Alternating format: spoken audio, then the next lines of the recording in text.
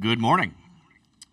Welcome to the dais here at Rocket Arena for the first and second rounds of the NCAA Tournament. We appreciate your coverage and look forward to a great weekend here in Cleveland. We'll start our press conferences here shortly, leading off with the Robert Morris Colonials, champions of the Horizon League and the number 15 seed in the East region.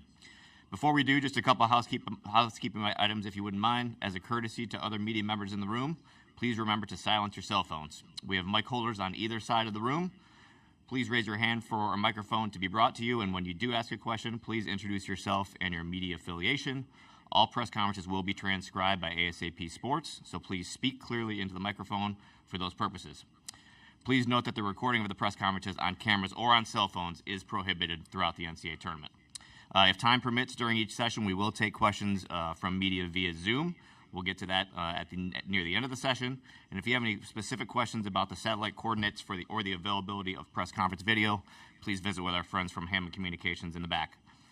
With that, we will begin today's session with our student athletes from Robert Morris, and we'll open it up for questions. Again, please raise your hand, and we'll call on you and bring a mic your way.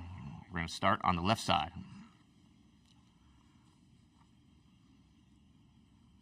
Brad Borneville, Akron Beacon Journal. Amarian, you graduated from Cleveland Rhodes. How excited are you to be back home?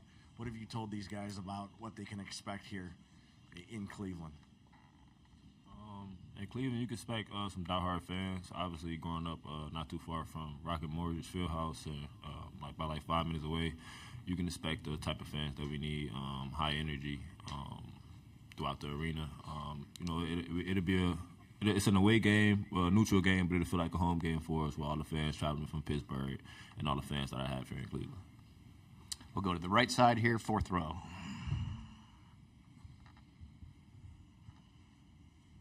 Cody Goodwin, 24/7 Sports. This is for Cam. I know you played with Mark Sears, AAU ball. I'm curious what you remember from those experiences and maybe what it's been like watching, him throughout his college career, if you have. He's a great player. We all know that, but just like us, he's human. Growing up with him, pretty good player. Went to Ohio, he played great, and then transferred to Bama. He's been doing his thing. We just looking for the matchup.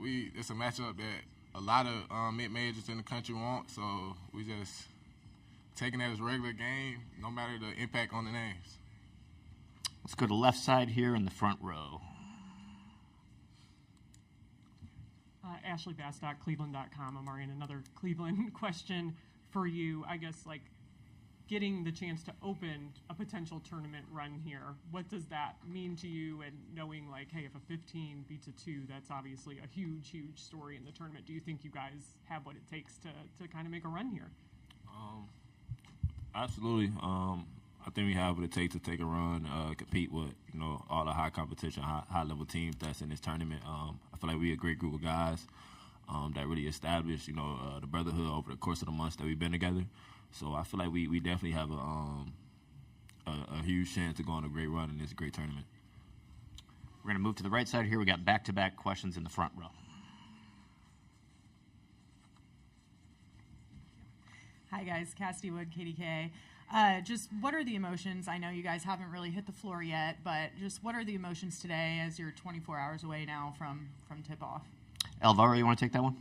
Yeah, why not? The emotions, you can feel the excitement, 3 years ago, personally, I didn't know what March Madness was, so for sure it's a big thing now.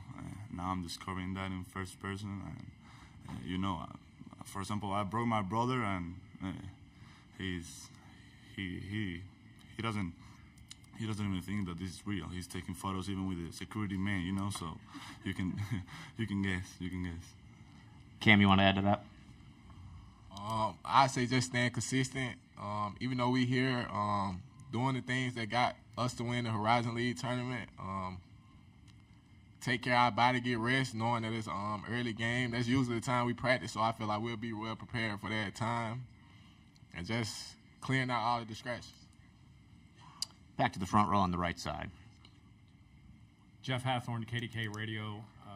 For either of you guys, defense has been key for your season. What has made you guys a good defensive team, and what kind of level you're going to have to play at tomorrow? Marianne, want to start that one out? Just keying in on the details. Defense is just not a one-person thing. All five guys on the court have to be locked in.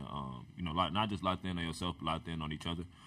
You got to rely on your brother when you're out there playing defense. So just keying on the details and having the will and want to do it. I feel like defense is something that you got to want to do. You can't just go out there and be like, I want to play defense. It's something that you actually have to do. So, Alvaro? Yeah, we trust in each other. It's something that we did every day, every night, and he said that good. Like we trust in each other and we take responsibilities defensively. And if my man, if I cannot guard my man, he's back there putting blocks. That's it. So I feel safe. Let's go back to the left side here in the second row, please. Carly Massetti, News 5 Cleveland. Marian, what stands out to you about your time playing high school hoops at Rhodes, and did you ever imagine an NCAA tournament appearance in your college career, let alone getting to play in Cleveland? What stand out to me about my time at James Ford Road is just like the culture and the environment at the school. When I first got there my freshman year, it wasn't as good as a basketball team. And then we had a key grab with one of my best friends, Jamal Sumlin. He ended up coming to play basketball with me. And that just established the culture over at Rose. And then just having the opportunity, like I said, to play in front of your hometown crowd, in front of a lot of fans, a lot of people you know. It's all just an unbelievable blessing. I just thank God for it all. Back to the right side in the second row here, please. Carlos Flores, WTAE. Fellas, this is a question for all y'all, I guess. Representing Western Pennsylvania as one of the lone schools to make this tournament, has that weight really kind of hit you all?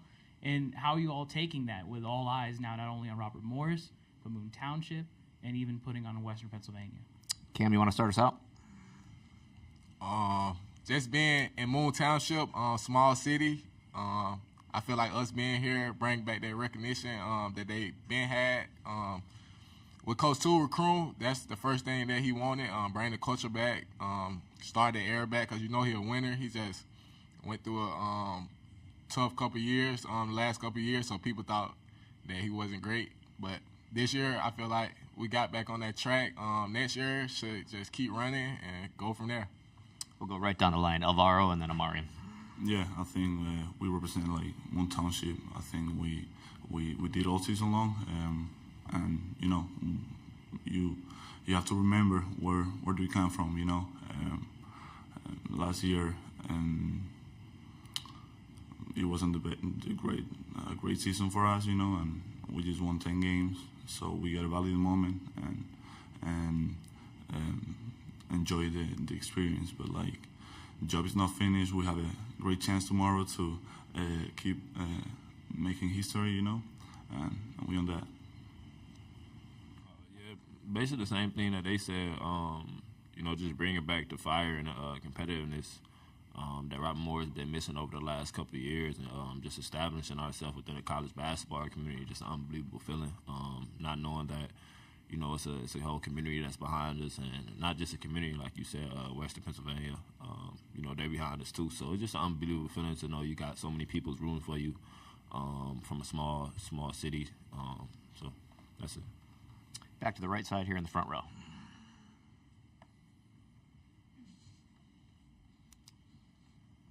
Cassidy Wood, KDK. Kind of going off of that, you guys are having such a historic season. You mentioned the 10 wins last year, 20-loss season. Andy Tulle hit the portal and brought in 6-7 new guys on this roster. Just how incredible is it that you guys were able to bond as quickly as you have been and got everybody to buy in as quickly as you have in this day and age where transfer portal is affecting all of college sports right now? Cam? I say, with your career, a lot of people not expecting to come to like Robert Morris and the Horizon League. Like, you think of the SEC schools, you think of the ACC schools. So us just being here, like, we got a lot of guys from JUCO, D2. What made us click is, like, this could be your last stop, like, ever for basketball. So just rewrite your story the right way, and Coach Tulle believing in you, having that confidence, feel like they could build your career for the pro, or like now we got a transfer portal, and that's going like people don't talk about it, but that's a major thing. So just being here, winning, like we just rewriting our story, like because basketball can end any day. We're going to the left side here in the back row. And this question, Chris Easterling, Beacon Journal. This question is for Amarian and Alvaro. Just Grant Nelson, obviously dealing with the knee injury and the uncertainty about his status for the game. What does he mean for that Alabama team, and just how much of a loss would it be from your own scouting of them to not have Grant on Friday? Just diving into the film. Obviously, he's an unbelievable player, great talent for Alabama. But we still got to focus on. We planning on if he is playing, and we also planning on if he's not playing. We still got to focus on what we need to do as far as the details and figuring out a way to win the game. Alabama's a great team, so if he's injured, the backup forward going to come with more energy, and trying to play his role and trying to increase his paper on the team. So we gotta be focused on what we do, And personally, if they saving Nelson for the second round, we gotta make sure that they suffer without him, and that's our job. Back to the right side here in the third row. Greg Kula, Horizon Roundtable. Alvaro, what's it like being named Horizon League Player of the Year, and how has that changed things for you going forward? It's way less important than be a Horizon League champion. You're not a real MVP if you're not champion. And if I'm the Horizon Player of the Year, it's because all of us. It's because I'm in a winner team, and that's because all the team. Sometimes, of course, on winner teams we point at the guys that are on the court, and do like the brilliant job, the job that you use watching the court. But we have a great group of guys and great group of people that is committed every day. I wanna talk especially about like two guys. One is Chris Ford. Sometimes he don't even touch the court being a senior, but he's practicing extra hours, shooting extra times. Never put a bad face when he's not playing. He's on his paper. He knows what his role is, and we all know. Another one is Isaac. Isaac is our head manager. He's the one that pick up everyone on his car, and it doesn't matter if someone like tell him that he's doing a good job or not. He does it just for us. So on a winner team, you of course gotta have good players, and we have it. But you also have to have people that know his role and try to give everything to the team without waiting anything back. And those guys are the great example of it. Thanks for your time, guys. We're all set. Appreciate it. Best of luck tomorrow.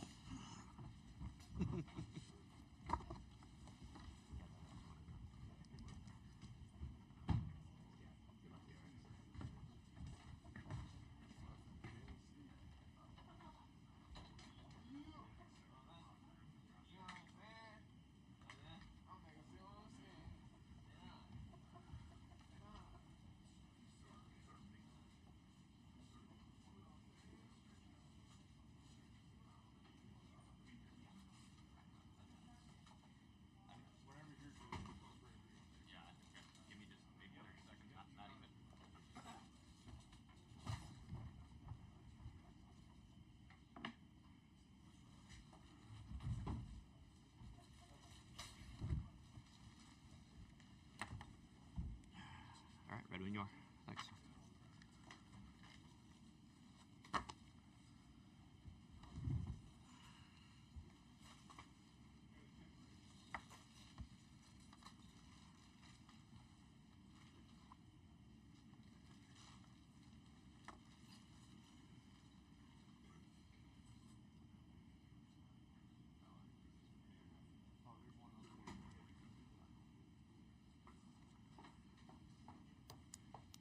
Hey, Coach. How are you? Good.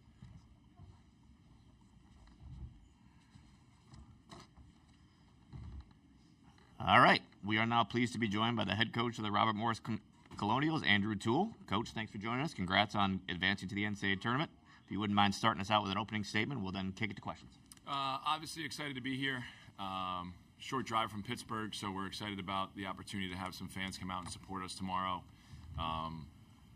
Proud of our team. This has been a great group for us to coach. They're ultra competitive. They are love to play the game, love to compete, and I think that's what's allowed us to be where we are today.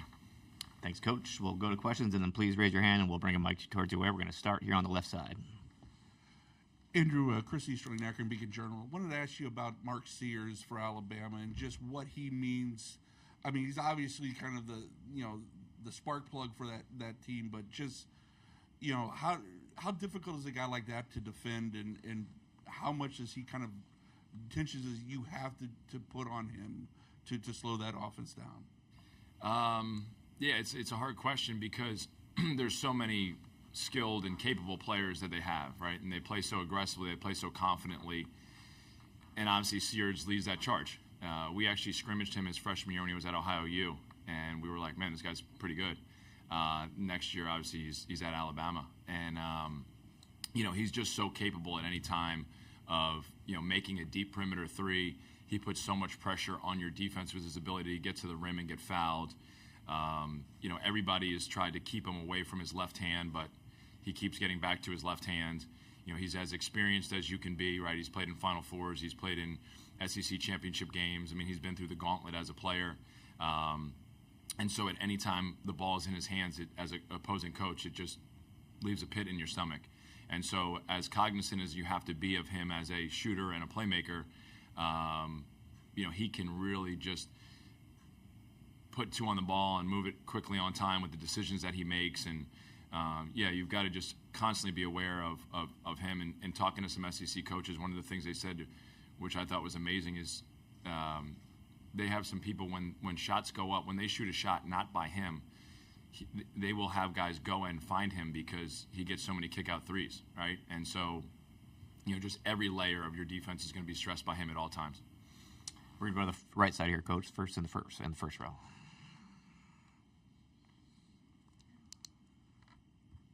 Cassidy Wood, KDK. Coach, I think what's so impressive about this run is, you've been able to flip the script in 1 year, but you've done so after going to the transfer portal and getting 6 or 7 new guys in here, basically rebuilding your roster and then going on this run.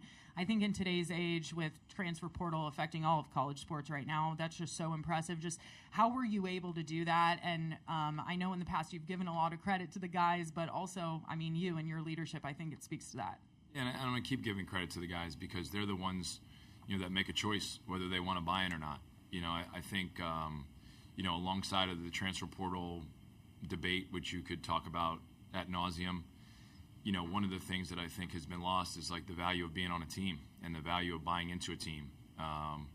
Previously, I think when you were offered a scholarship and the excitement level of yourself, your friends, your family, you were automatically bought in, right? And now it's like, we'll come to your school, and then when we get there, you're going to have to convince us why we're here and what this is going to do for us. And these guys, starting from the summertime, bought in. They allowed us to coach them. They created a connection with each other. Talking to some of the guys that returned from the previous season, as I'm doing temperature checks in the summertime, like, hey, how are guys getting along? What's going on back at the dorms or the apartments? They're like, this is a little different. Like, we spend time in the locker room post-practice, and guys are, laughing and joking about practice and spending time and going to eat. And, those are all positive signs that you hope those connections are starting to be created. And then adversity will hit, and then you'll truly get an idea of who they are. And I think all year long, every time there's been an adverse situation or a tough performance, or, they've always responded properly because, along with the connection that they've created with each other, trust has been built in there. And then also, the desire to win, and guys have really sacrificed all year long, and it's a credit to them. It's not anything that we've done. We've coached teams where guys haven't sacrificed and guys haven't bought into winning as the number one priority, and it makes it a lot harder for your team to continue to grow and improve, and these guys have grown and improved all year. We're going to stay on the right side here in the second row. Coach, talk to me a little about the preparations, especially with the questions on Grant Nelson. Does that change anything involving the game plan at all, or how are you kind of coaching up the guys in preparation if or if not he will play? We're preparing as if he's going to play. I mean, I'd be surprised if he doesn't at least give it a go. And obviously we know how good a player he is. As much as Sears is probably the overall playmaker, Grant Nelson as a front court guy is such a dynamic playmaker as well, whether it's scoring, drawing the defense, making, tough shots from the perimeter, timely shots from the perimeter. When he's out there with Sears, there's a lot of options they have to be able to create advantage for their team. So we prepared as if he's going to be playing tomorrow. If he's not, we know that there's capable players that will also be on the floor. And so our preparation's got to be tight, whether he's playing or he's not. Wrap it up on the right side here in the front row, and then we'll go back to the left. Andy, Jeff Hathorn, KDK Radio. What has keyed your defense, or the way you guys have played defense this year, and what kind of effort is that going to take tomorrow afternoon? It's going to take a incredible effort tomorrow afternoon. You're playing against a 91-point scoring team, the number one pace in the country. So it's going to take a monumentous defensive effort. It's going to take a connected defensive effort, where guys are constantly willing to make the next effort, make the next run, communicate the next screening action, rotate properly, contest everything. Obviously, we've got to be able to try to, from 35 feet and in, be everywhere at all times. The hard part, too, is being able to get back and set, before they get to 35 feet. So, that's going to be a huge part of it. But one of the things that we tried to do when we built this roster was improve our defensive ability by having some guys that can guard in space, by having some guys that can protect the rim. I'm not sure that we thought we'd have to be doing that against an SEC-level team, but we are, and we're fortunate to be able to do that. And, I've told the guys that what we need to do is everything we've worked on all year long, but we've got to do it at by far the highest level that we've done it all year. And that's going to be the challenge tomorrow. Left side, third row. Two completely different questions here. From a local standpoint, Amari and Ryan, what do they bring to the team? How do they help this team advance? Number one, and then number two, just curious on your opinion of a possible expansion in the NCAA tournament. Does it help the smaller mid-major schools, or is this going to be more for the Power Fours? Well, first off, Mar and Ryan have been, just incredible additions to our program this year. Both of them bring a winning mentality and a winning DNA in completely opposite ways. Mar is loud, personable, brash. Ryan's so quiet, zero to no maintenance at all times. But both of them have had, immeasurable impacts on the program. Mar, obviously with his defensive ability, his athleticism, the edge that he brings, the intensity he brings to the court, even before some of the offensive plays that he's made or the basketball plays he's made. And then Ryan is, as consistent a guy as we have on our team. He is a guy who day in and day out is coming in to do his routine. He's getting his shots up with an assistant coach. He's doing his deal in practice. He's taking care of his body. I think he's just so thankful to be a part of our rotation. And obviously with Justice Williams going down for us, prior to the season and missing the year, Ryan as well as DJ Smith, their roles grew. And those guys have been able to accept that and handle that in a really important way. Ryan's hit some huge shots for us this year. He's had some huge moments on the defensive side for us. And early in the year when we were kind of sitting with guys doing individual meetings at the beginning of the year, I said, "Do you have anything for me?" And he just said, "Hey, thanks for coaching me." So, those kind of mindsets are rare these days. And so to have him as a part of our locker room has dramatically changed the way that we approach our day-to-day. In terms of the expansion, you want me to touch on that? In terms of the expansion, my fear is that most things that are getting decided are what's best for Power Four. Meanwhile, one of the reasons that people watch this tournament is because of the mid-majors and the low majors. And hopefully we don't lose sight of that.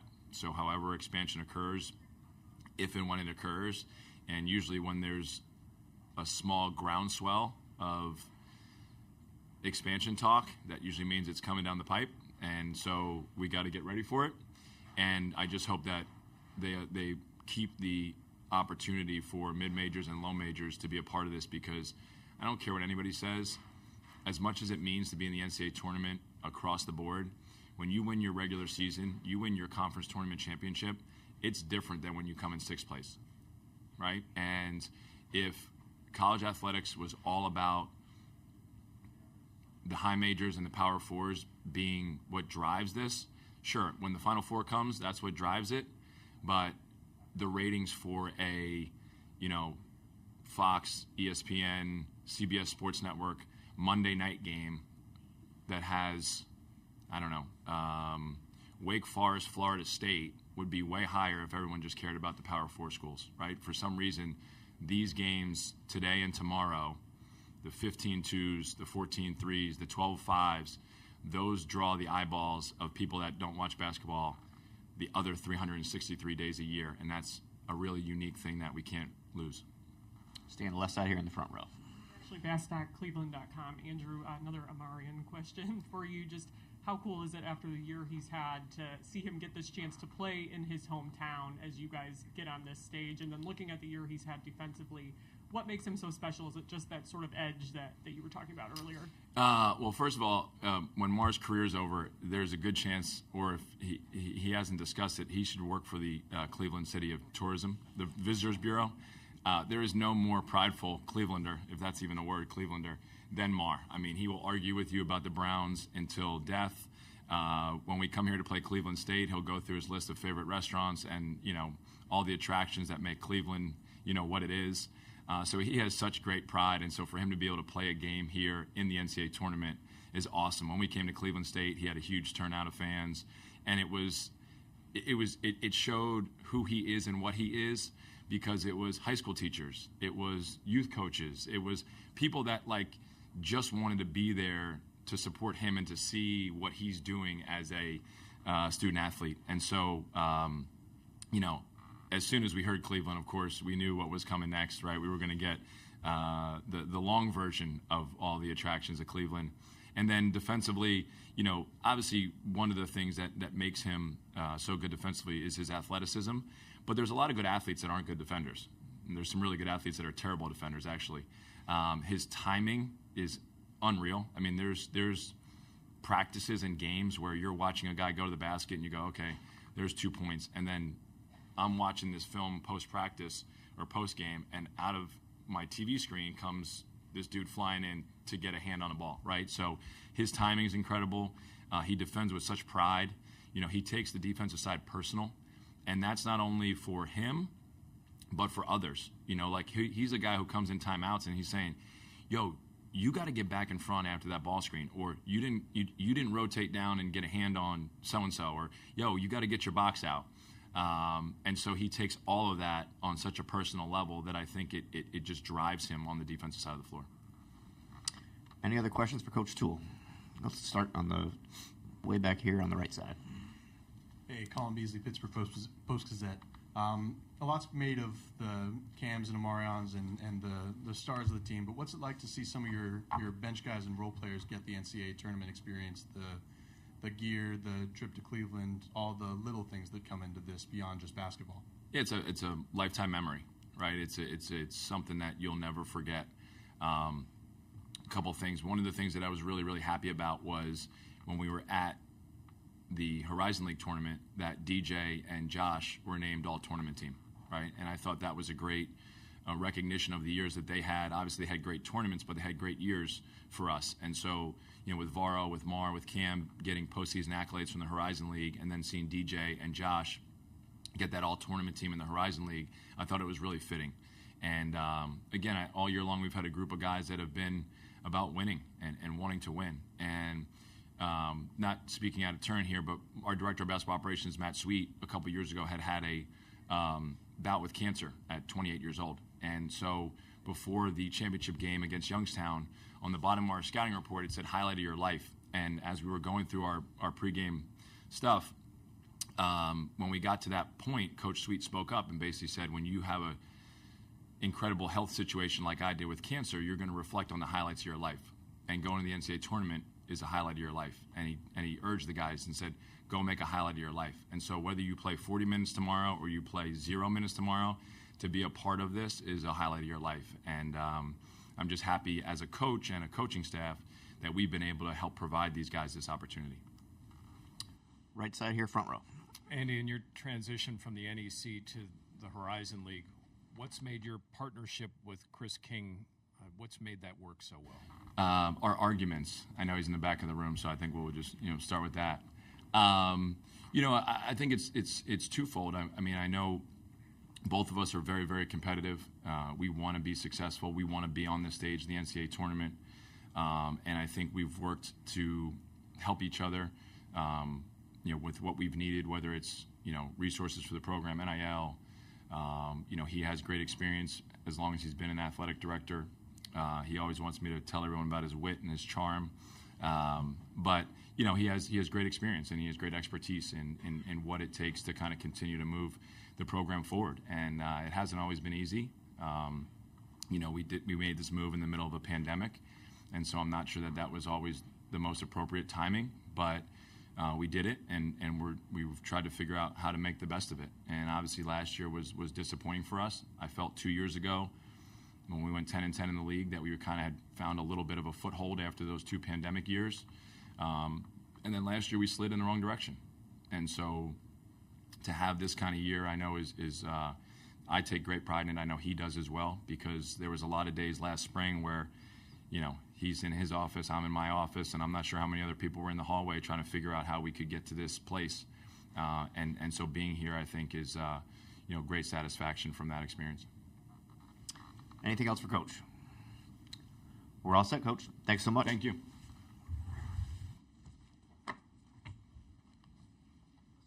Appreciate it.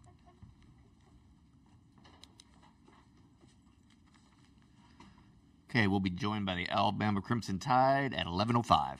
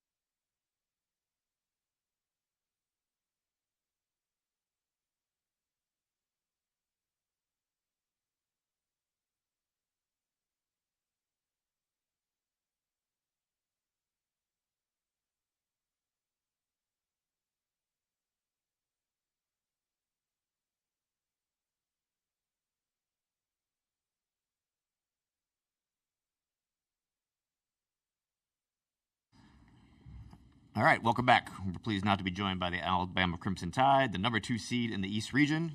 Fellas, congratulations on a great season. Coach, if you want to start us out with an opening statement, we'll then go to questions for the players. We've got about 19 minutes for this session here. So, Coach?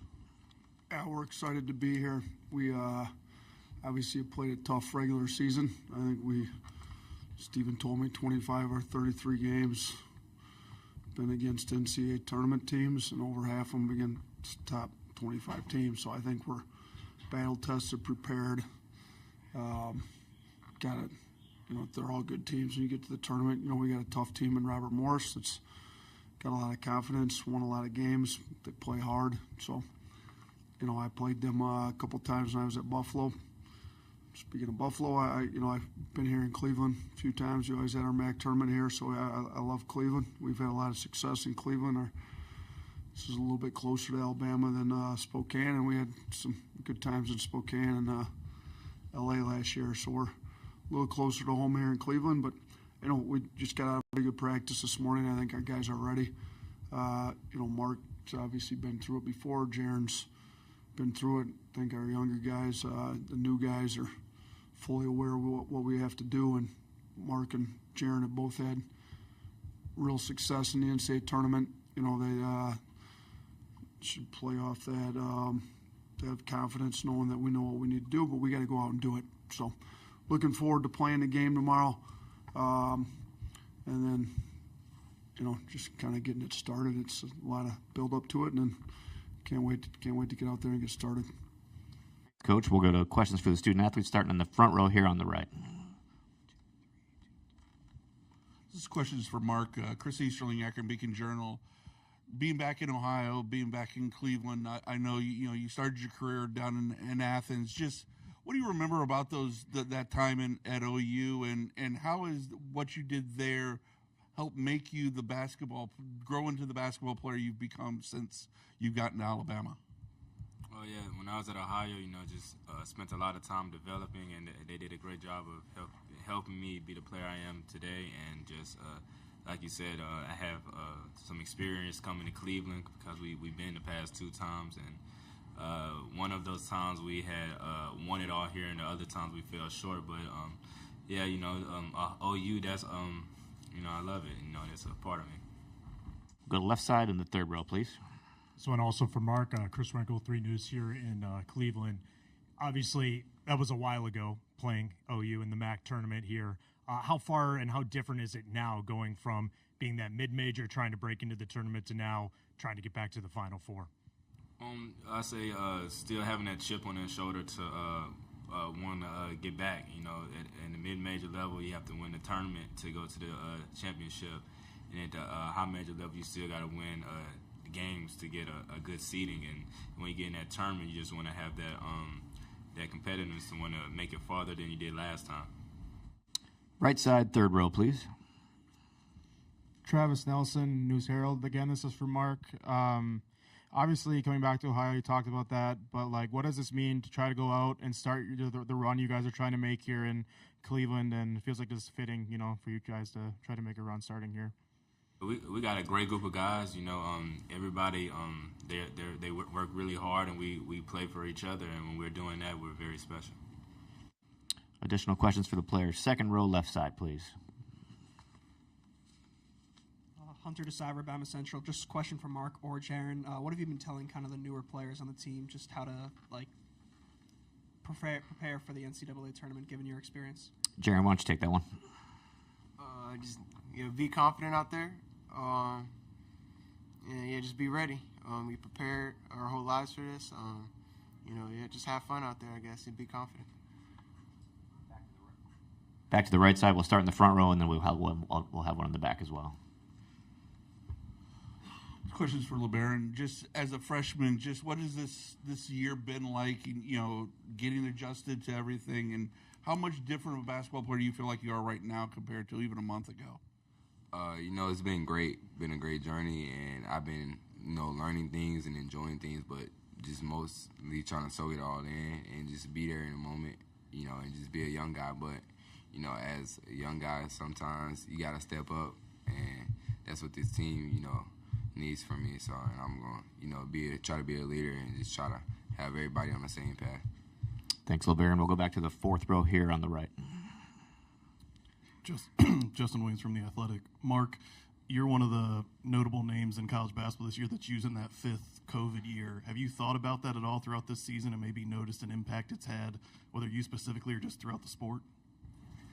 I say that extra year has definitely helped because just being able to compete at the highest level that we compete at, it's very helpful that we were able to get that year back. Additional questions for the student athletes? Okay, we can open the floor for Coach Oates then. Questions for Coach Oates. We'll start in the front row here on the right.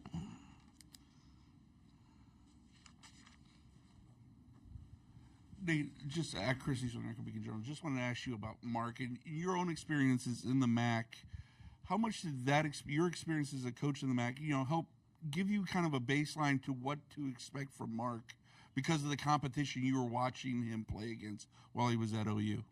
Yeah, I mean, what he did at Ohio, particularly in his second year, was pretty remarkable. When I got to Alabama, we kind of had our first few practices. Me and the assistants that came from Alabama or from Buffalo with me to Alabama kind of said, man, we had quite a few kids at Buffalo that could have played here. Really helped us. You kind of look at what Mark was able to do in that league. It's a really good league still. And I looked, after you brought it up, I looked it up on my phone. Mark's 4-1 here in Cleveland. So he's got an 80% winning percentage here. It's pretty good. I thought I was good. I'm 9-1, but he's right there with me. So between the two of us, we've won a few games down here in the arena we're going to play in. So it's a good league.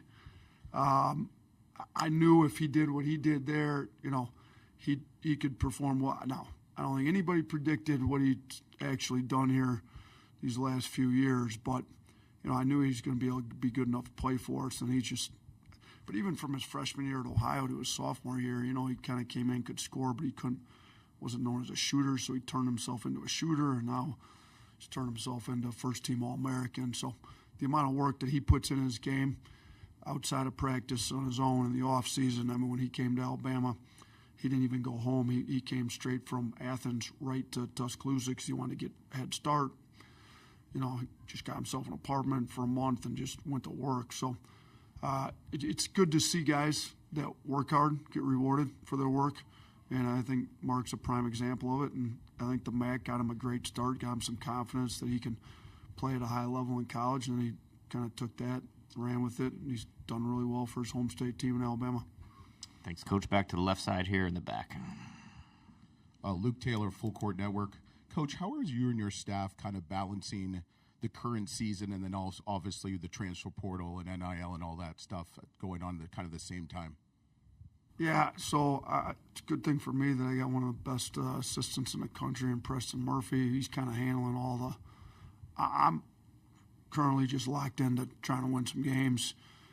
I think the best thing you can do in recruiting is currently win games and show them, you develop talent. So I don't want our current guys thinking about anything other than winning games. That's what we're locked into. Now, we obviously have to run a program and field a team that can be back here next year. And Preston's working on that, but he's in charge of personnel. He's done a good job on the scouting report. He's got these guys ready, and he's also spending some time on doing some of that stuff. It's interesting, right? Portal's not open for another week, but everybody's already in the portal. Yeah, so it's a little interesting. It works like that, but good thing for me. I got Preston on staff. Front row here on the left side. Ashley Bastock, Cleveland.com. Nate, just looking at the opponent, Dickerson, for them and the defensive job he does, how important is that to try to neutralize him and knowing the edge he plays with? I mean, they're good. We played them when I was at Buffalo. I played them twice. I split with them when I was head coach. We'd played them before when I was an assistant. I mean, Coach Tulle does a great job. They play super hard. Spent a lot of time on Robert Morris's campus, actually. I worked 5-star coming up through. It was there every summer. I spent weeks and weeks there. I'm familiar with the program. And as I'm prepping for him, like you said, Dickerson, he's Defensive Player of the Year in the Horizon, which is a really good league. They've got the Player of the Year, Fulgaris, and then the Defensive Player of the Year in Dickerson, and neither of those two are their leading scorer. And then their leading scorer, Cam Woods, is from Alabama. Mark played with him and, kind of growing up in the AAU and stuff. So, they're good. I mean, to have the leading scorer, the defensive player of the year in your conference, and the player of the year in your conference be three different guys, I think says a lot about the depth and the talent that they've got. And our guys need to recognize that. I think they do. But it's specifically about Dickerson. I mean, he's just a hard-playing elite athlete that goes and makes a lot of plays. I mean, he's really good on the help side, coming over, blocking shots. We've shown our guys video of it. They've got to be aware that he's there.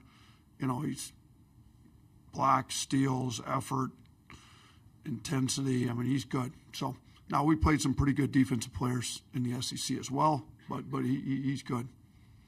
Back to the right side here, near the back. Coach, any update on Grant's health, and do you expect him to play tomorrow? Yeah, I mean, our trainer's saying he's day-to-day. He just yesterday started doing basketball, skill workouts. He did not go on our live play and practice today, so it'll be Grant wants to play. He's a competitor. He played great in the NCAA tournament last year.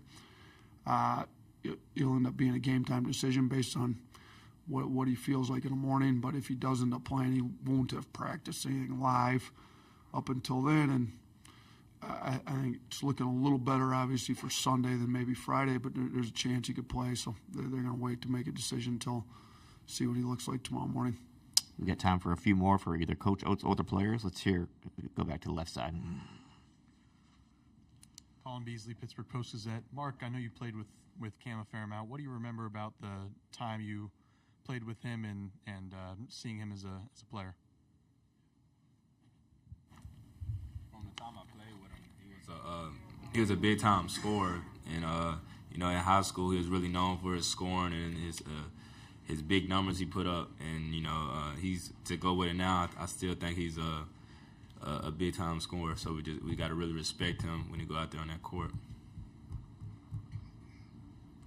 Back on the right side, fourth row.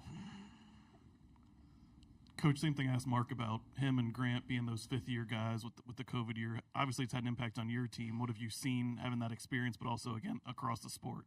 I mean, we've taken advantage of it. We've got four of them. I mean, Mark, Cliff, Grant, Chris Youngblood. So, it's given a veteran experience to the sport. With as many guys that have been going kind of one and done in the past, a lot of guys, and the transfer portal plays a part in it too. A lot of people aren't that familiar with maybe their players on their team or in the sport in general. I think this COVID year kind of gave a familiarity to, everybody across the country knows who Mark Sears is after what Grant did in the tournament last year. If he didn't have that COVID year, he'd be done. Mark would be done. But everybody knows who these guys are now. Cliff, as well as he's played through the years in the Big Ten, most of the country knows who Cliff is. Now Chris was doing it at a mid-major level up until this year, but he was Conference Player of the Year. Everybody that follows college basketball knows who Chris Youngblood is too. So it gives, we've taken advantage of it.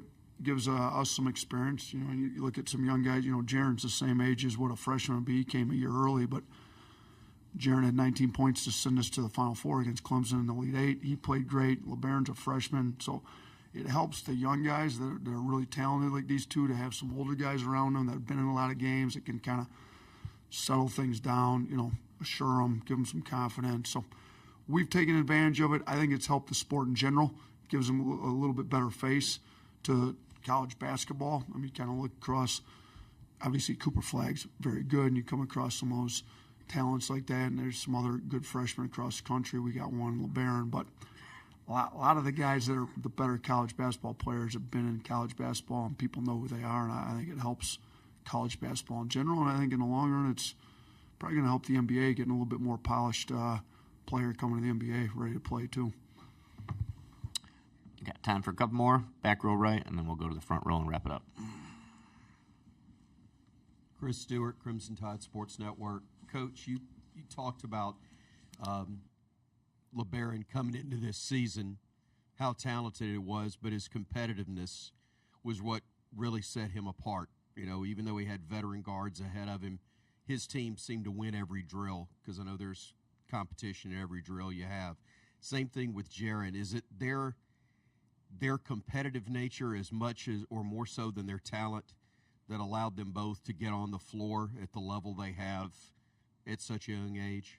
Yeah, I mean, they're both super talented, obviously, and you can see it as you watch them. But, yeah, I think LeBaron just walked in with the right mindset when he got to campus this year. You know, kind of walked in like he's got a chip on his shoulder with a lot to prove, and he did have a lot to prove. I mean, he hadn't done anything in college yet. He's a lot of question marks around him, and I think best way you remove doubt and kind of play with that chip on your shoulder is just compete, try to out-compete. And I think, you know, he's got one of the best guards. I mean, Mark's first-team All-American. He's got arguably the best guard in the country to go against every day in practice, and he took advantage of it. I mean, he got better by going against Mark. I mean, there's a lot of days his team beat Mark's, and I think it made Mark better having a guy like LeBaron in there to make him better.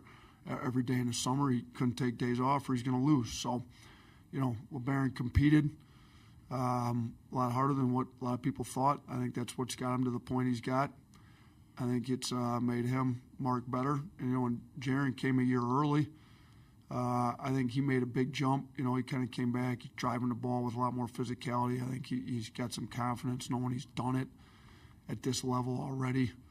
And shoot, he went 5 of 8 from 3, had 19 points in an Elite Eight game to send his team to the Final Four when he should have been a senior in high school, which is pretty impressive. So to have the competitiveness that these two young guys have, and then to kind of pair it with all the experience we have, is I've had a luxury in coaching this team this year, and hopefully that bodes well for us here in this tournament. Last question, right side, front row. They've talked about the physicality in the SEC this year and how physical it's been, and how much of an adjustment coming into the NCAA tournament are you guys going to have to do dealing with the whistle and the varying whistles you might get here compared to in conference, as well as how much does that physicality you went through in the SEC prepare you for whatever you might see this over this run? I would say it's all about, you know, just finishing your defense, being able to go out and get a stop and just come down with the rebound. And that's, you know, something that we try to do every time. But, you know, it can be really hard if you're playing against real physical teams. So you just got to max their physicality and just try to do more than them. Jaren's been one of the most physical players we've had. Mark draws more fouls than about anybody in the country.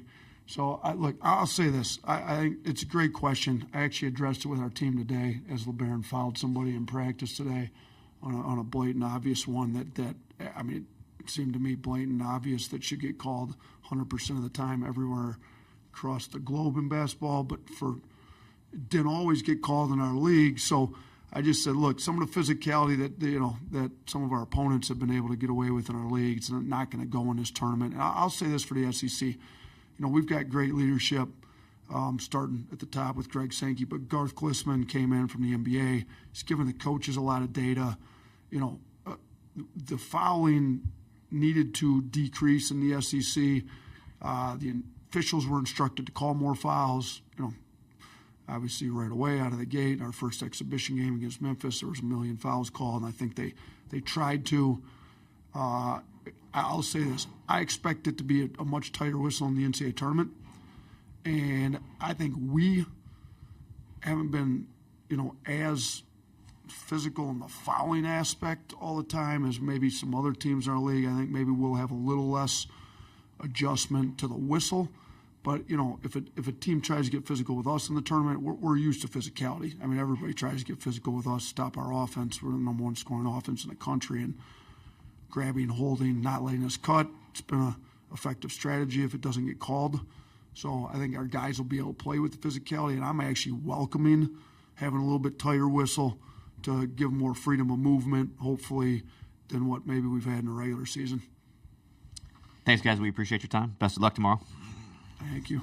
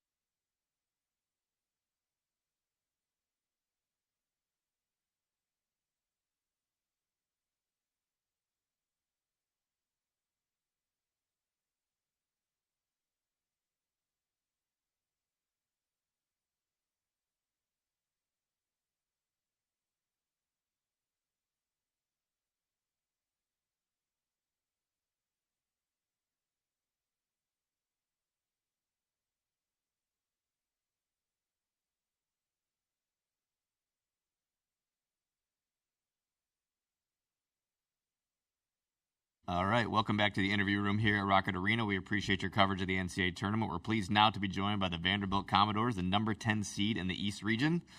Please remember to silence your cell phones during this session. When you do ask a question, please ask for a mic. We'll have one brought to you. And please speak clearly into the mic so our press conferences can be effectively transcribed. If we do have time at the end, we will kick it over to questions from media that are on Zoom. With that, we'll go straight to questions for the student athletes from Vanderbilt. Fire away. Back left there.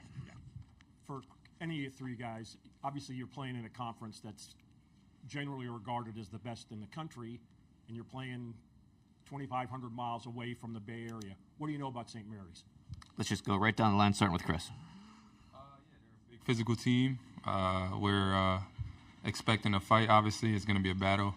They obviously rebound very well, so we know we're going to have to fight in the trenches. You watch college basketball, just being a part of things. You know, St. Mary's is a really good program. Been like that for years. So just know that they're going to come to fight, come to play. A lot of guys have been in this situation last year. They've been in a tournament. They got tournament guys. So just know that they're going to come ready to play, know what it's like to be out there, and just got to execute our game plan.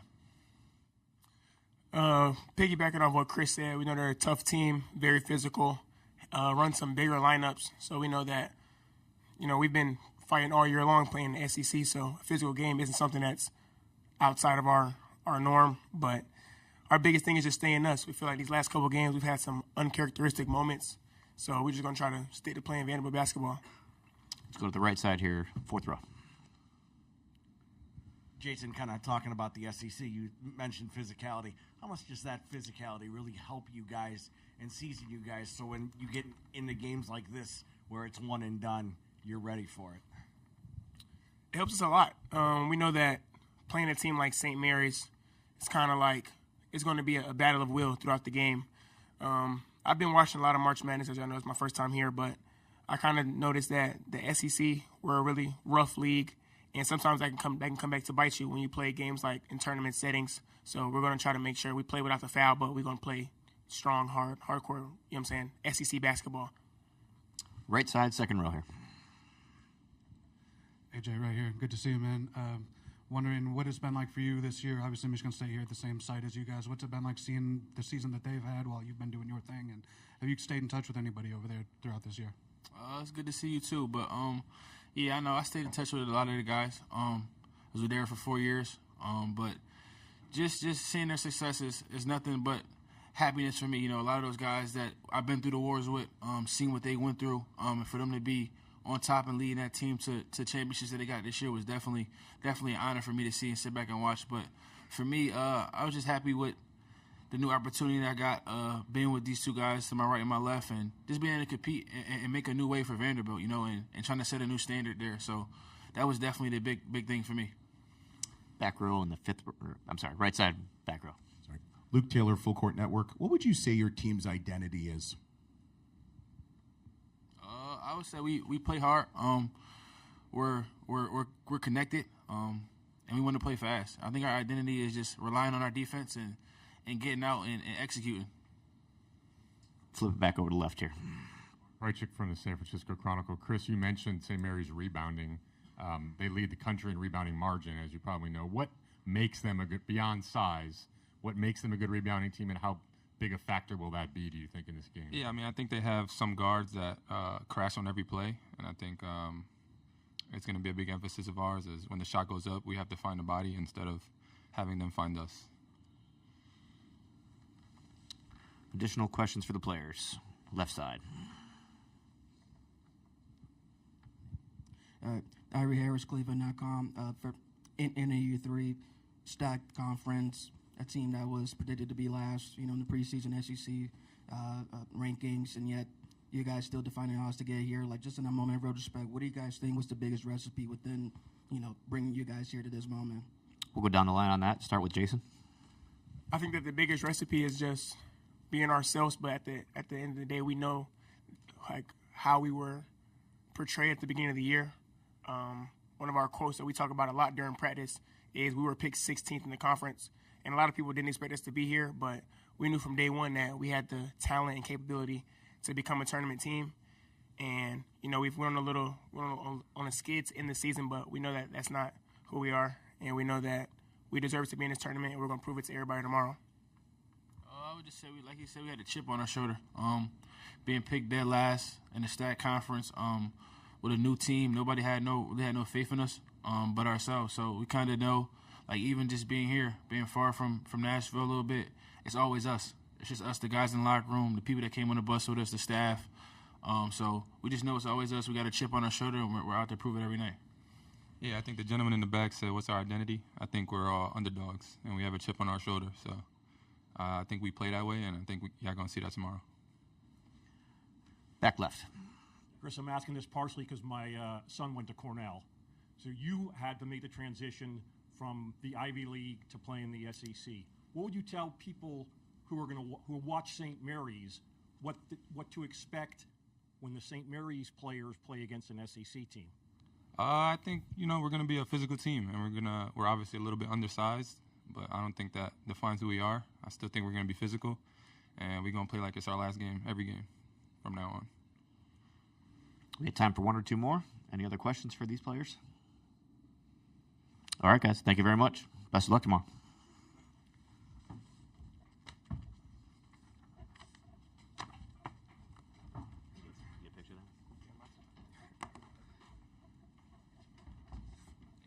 Thank you. Appreciate it.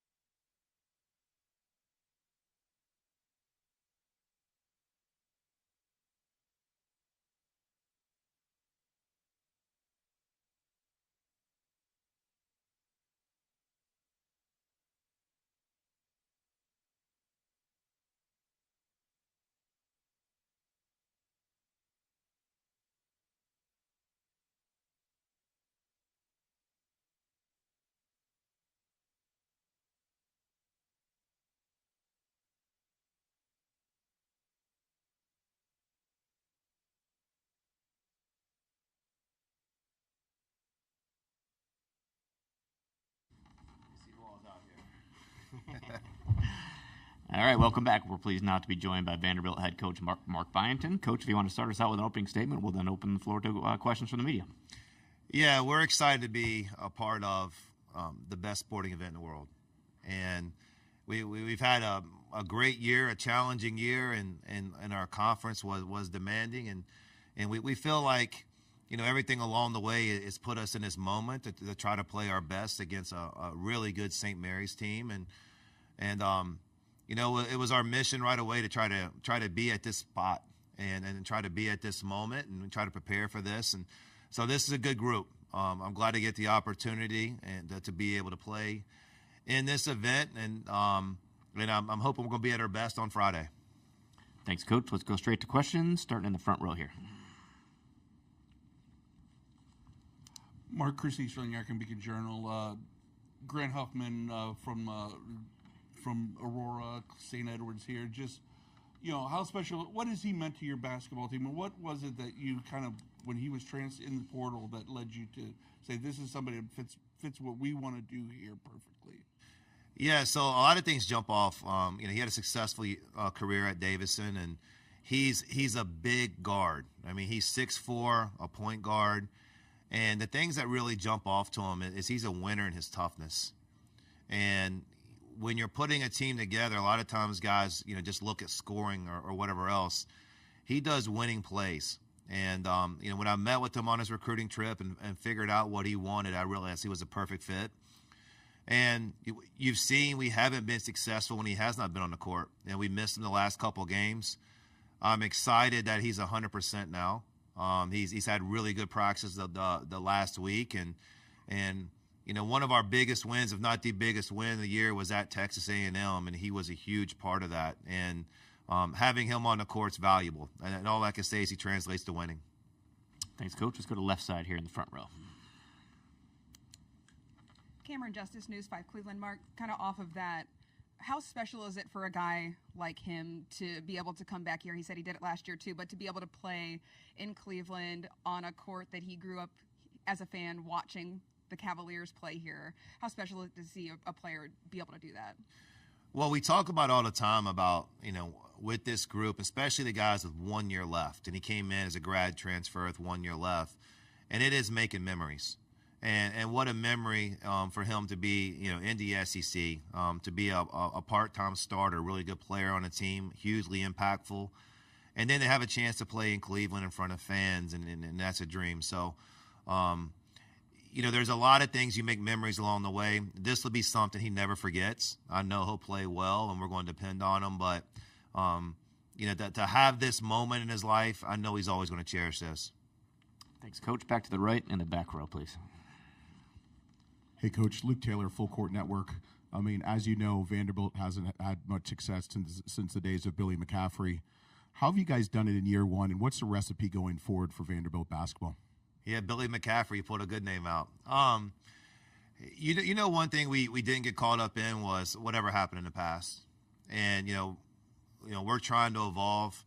College athletics is different. We came into the team and said, let's just maximize, do the best we can with this team. And not worry about what the last year's team was or trying to chase history that was 20, 30 years ago. So it's going to be the same thing with us. It's be in the moment and be our best version of ourselves. The Vanderbilt community, the alumni, the fans, all that's been tremendous. And they've been on a journey with us. And that was what's really been great about this year is kind of getting some people that might have not always, been around the last couple of years, but getting them to believe again. And getting them to be a part of it because they were hugely a part of our success this year. Back to the left in the back row. Ron Krojcik from the San Francisco Chronicle. What do you know about St. Mary? That they're obviously one of the best defensive teams in the country year by year. I mean, Bennett's built this program on defense. What makes them good defensively, and how do you sort of combat that? Well, I've been diving in deep in them for about a week now, and the more you watch them, the more you respect them. And, not just Coach Bennett, but their team as well. Talking about St. Mary's, I'll start with this. Their rebounding is phenomenal. And their rebound and margin numbers, you look at their last 4 or 5 games, and you'll see stats like plus 17, plus 24, plus 19, plus 15. You almost think that's a misprint. Like, somebody to out-rebound another Division I team by that much is incredible. And they're doing it against Gonzaga and then really good teams. And so we'll start there. That's just phenomenal to do that. And then you mentioned the defense. What makes them good? I think it's number 11, Saxon.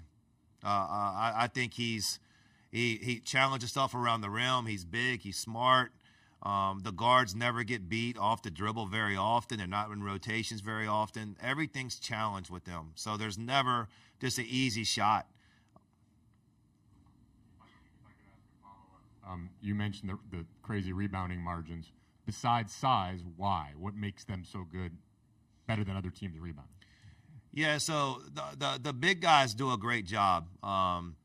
What they'll do is they'll wedge you underneath the rim, and so on the offense side of it, the ball goes up. They might take a shot that it's a good shot or a bad shot, doesn't make a difference, and they're getting you underneath the rim with their size, their weight, and number 33 comes in and crashes every single time.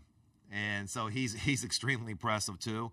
And then on the other end, they're not out of position. So on the defense side of it, very rarely are they in rotations. Very rarely are they compromised and they keep things in front of you. So when the ball goes up, they have rebounded position. They use the size again. And you can tell what a team emphasizes. And when their stats are like that, I mean, they're incredible at it. I'm sure it's a major emphasis for them. Additional questions for Coach Byington. Front row. Mark, a lot's been made of the SEC, the physicality in the SEC this year, and the kind of the way it's officiated one way or the other. For you guys, how beneficial is it just going to be to get away from SEC opponents, at least for this round, and maybe a different whistle than what you guys saw on a fairly consistent basis in the league?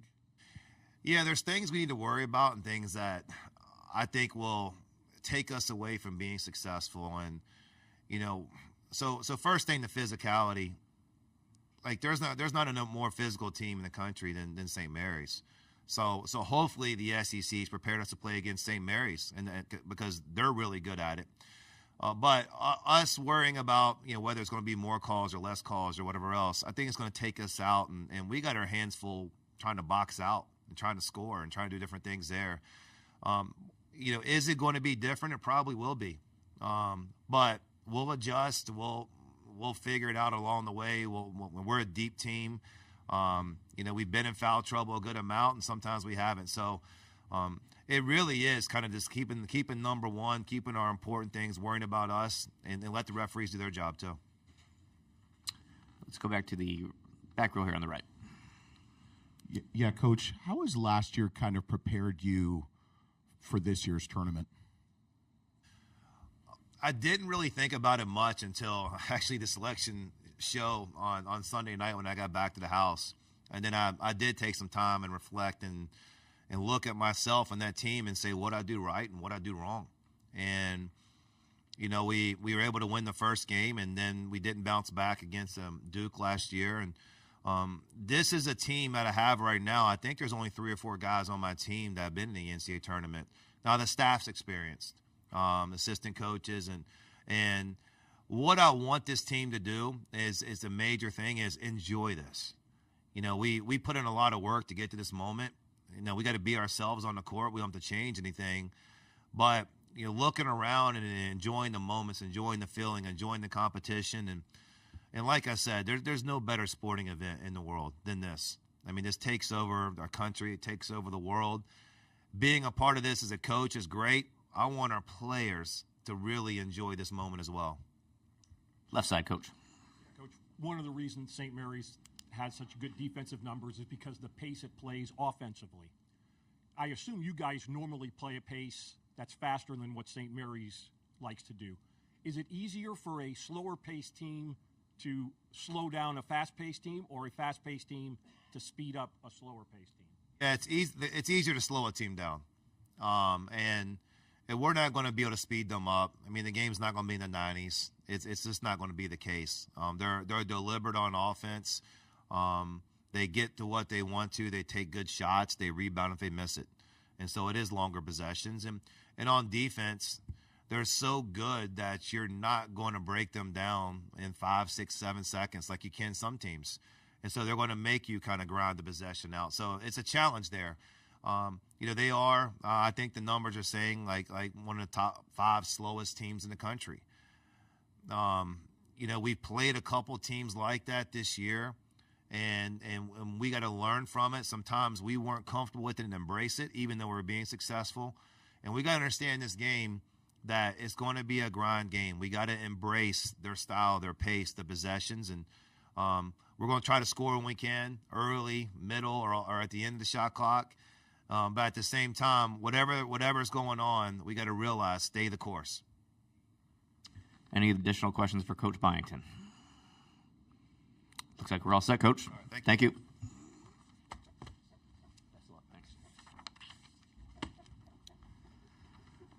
All right, we'll have a short break here. We'll be joined by St. Mary's, the student athletes from St. Mary's at 12:35.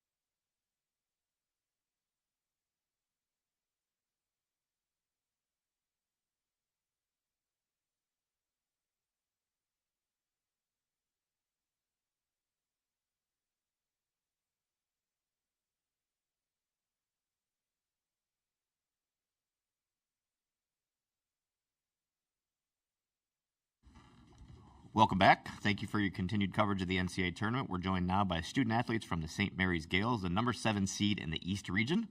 Please raise your hand for a microphone to be brought your way and introduce yourself and your affiliation. Please speak clearly into the mic so ASAP Sports can effectively transcribe answers from our student athletes. And with that, we'll go straight into a Q&A, and please raise your hand if you have a question. Left side, third row.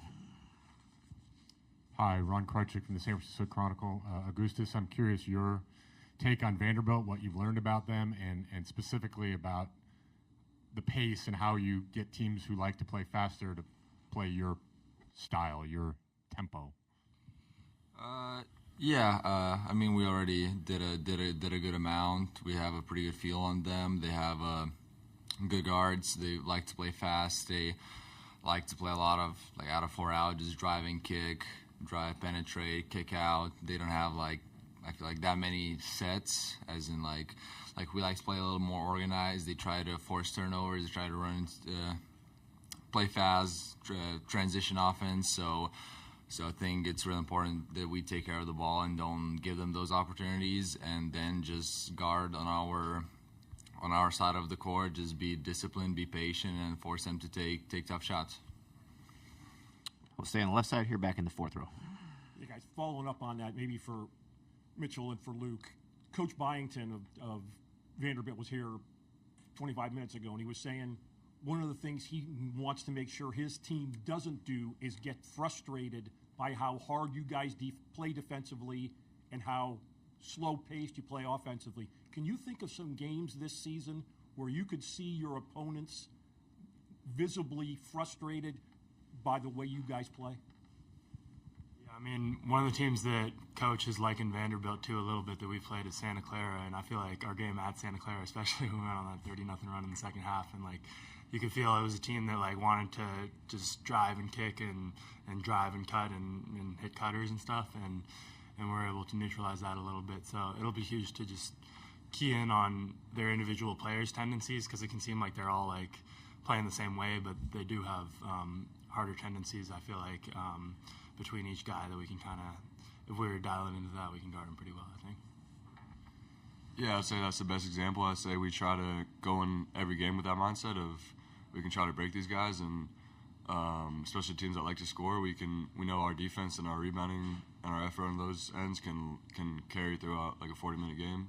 So even when a team comes out hot or hits a couple shots, it's probably the most satisfying feeling to get to that last 10 minutes and realize that no, we've been guarding and we've been rebounding for this whole game, and we're going to do it for 40 minutes. Additional questions for these guys. Third row here, left side. For Mitchell or Luke, can you talk a little bit about Randy and what he's like in a tournament setting? Is he the same he always is? Is there a little noticeable increase in intensity? How does he sort of operate in this setting? Mitchell, you want to start that one? I think he's the same as he always is.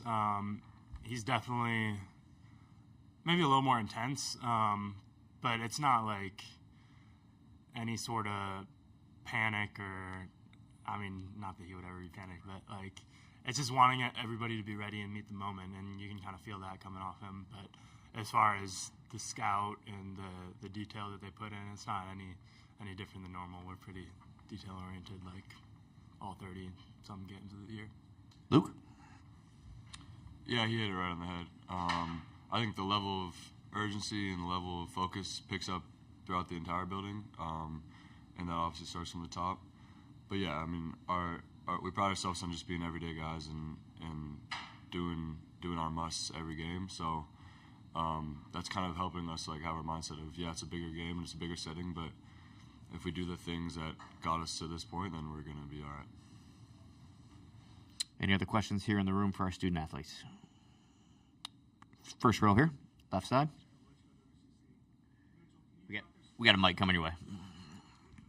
Mitchell, can you talk us through offensive rebounding? You're one of the best offensive rebounders in the country. Can you talk through when your teammates take a shot, your mindset until you get it and finish it? I've been here 5 years now, so I've been in a lot of practices where I hear the coach just yell, "Crash!" as soon as the shot goes up. So it's just the mindset of next play, next job that gets drilled into us. And as soon as the shot goes up, I just start wedging my way for position usually, and it helps having we crash our threes and fours as well. Helps having a dude that can play 40 minutes a night like this and is a maniac on the boards as well. And Paulus and the rest of our fours, man, they make it a lot easier when other guys are worried about boxing them out instead of double blocking out me. One more here on the left side.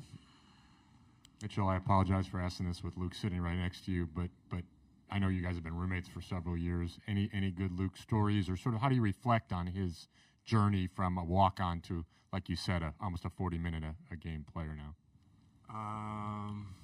You got any, bro? It's like a story? Yeah. I mean, he's like sometimes you're just like ready to go to bed, and then you're like, oh, somebody just left the apartment. And just like Luke going to the gym at like 10:30 p.m. So I mean, that's one that I can think of. Like, my room is right by our door to leave the apartment, and I just hear sometimes just Luke like just leaving 10:30, 10 p.m. just go to the gym, shoot. So I feel like that's a good example of like how he became who he is right now. Yeah, I'll be walking down the hallway to the kitchen, man, and like he's just walking by me, and I just get a shoulder check. All of a sudden, I'm like, it's 11:30. I'm trying to go get some milk and cereal right now. He's like, let's go, bro. But it's the same mentality that he takes to the court, where he's the first dude on the floor always. He's the first guy going and tracking the long rebound. Yeah. Luke, anything to add to that roommate dynamic? Yeah, I can't dispute either of those points. I would say it's been fun. I think with Mitch, I'm the little brother a little bit, and he's always like lying down and doing homework or something, and I'm the one that's barging into his room. And then Goose is a guy. I have an older brother, so I've tried to make Goose my little brother and try to pick on him a little bit. So it's been a perfect dynamic to have us three for sure. Anything else for these guys? We're going to go back to the front row here. Let's please wait for the mic. Hey, Luke, you're one of the most, best in shape players in the country.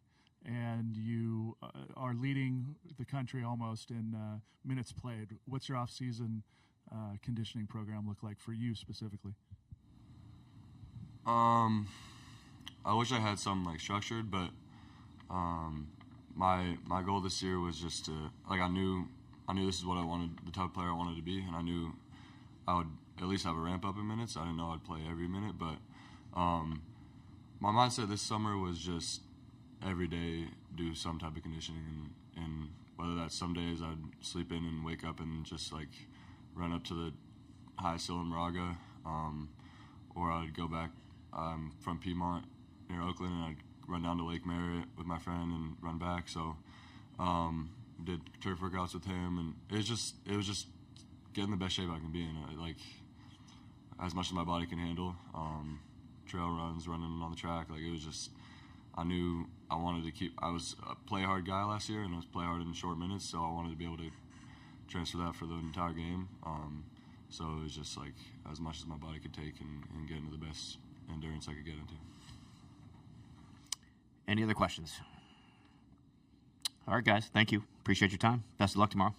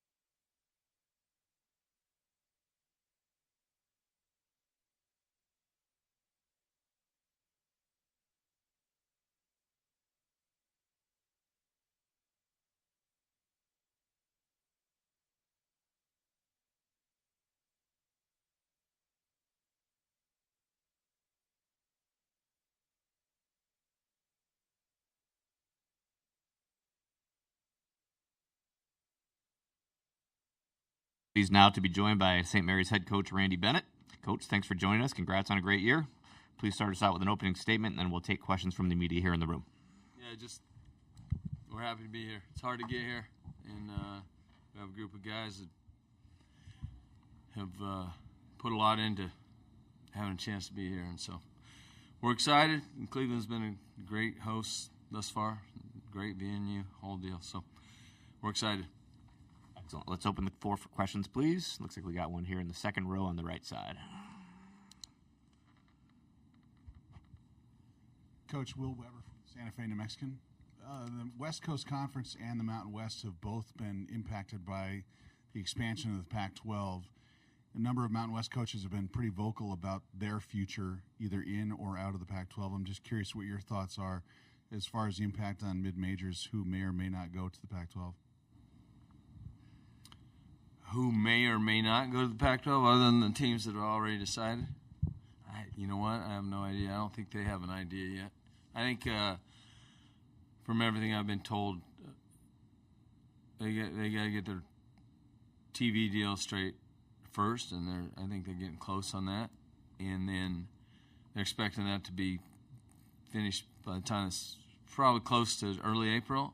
And then after that, I think they need an 8th football team. I think that's their next priority. And then their third priority is fill out the rest of the league, whether that's football team programs that have both football and basketball, or is that just can they take a basketball-only school like Gonzaga, like ourselves? I don't know. I don't know what they're doing.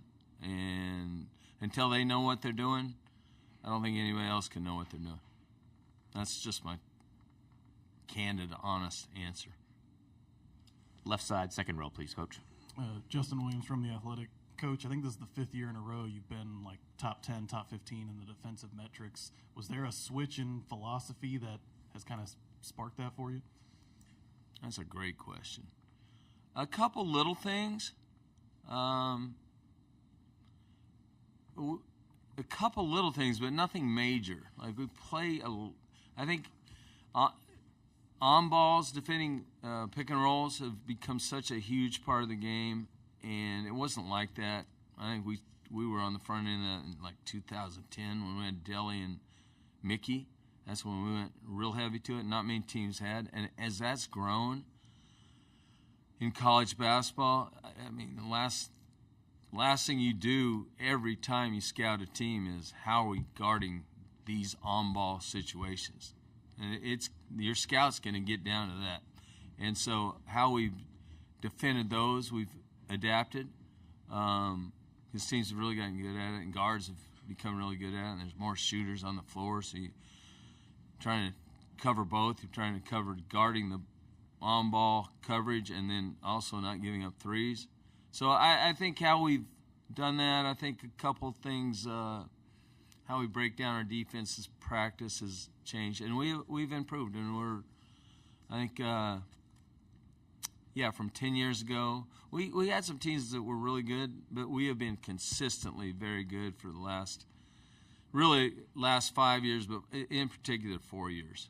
COVID was the 5th year back, and we were good defensively, just could never make a basket. So that was a problem. Third row here on the left side, Coach. On Krajcik from the San Francisco Chronicle. Randy, curious, how as a coach can you manage this tournament setting in terms of the intensity, the nerves maybe? I mean, I know a lot of your guys have been on this stage before, but what as a coach do you say to them?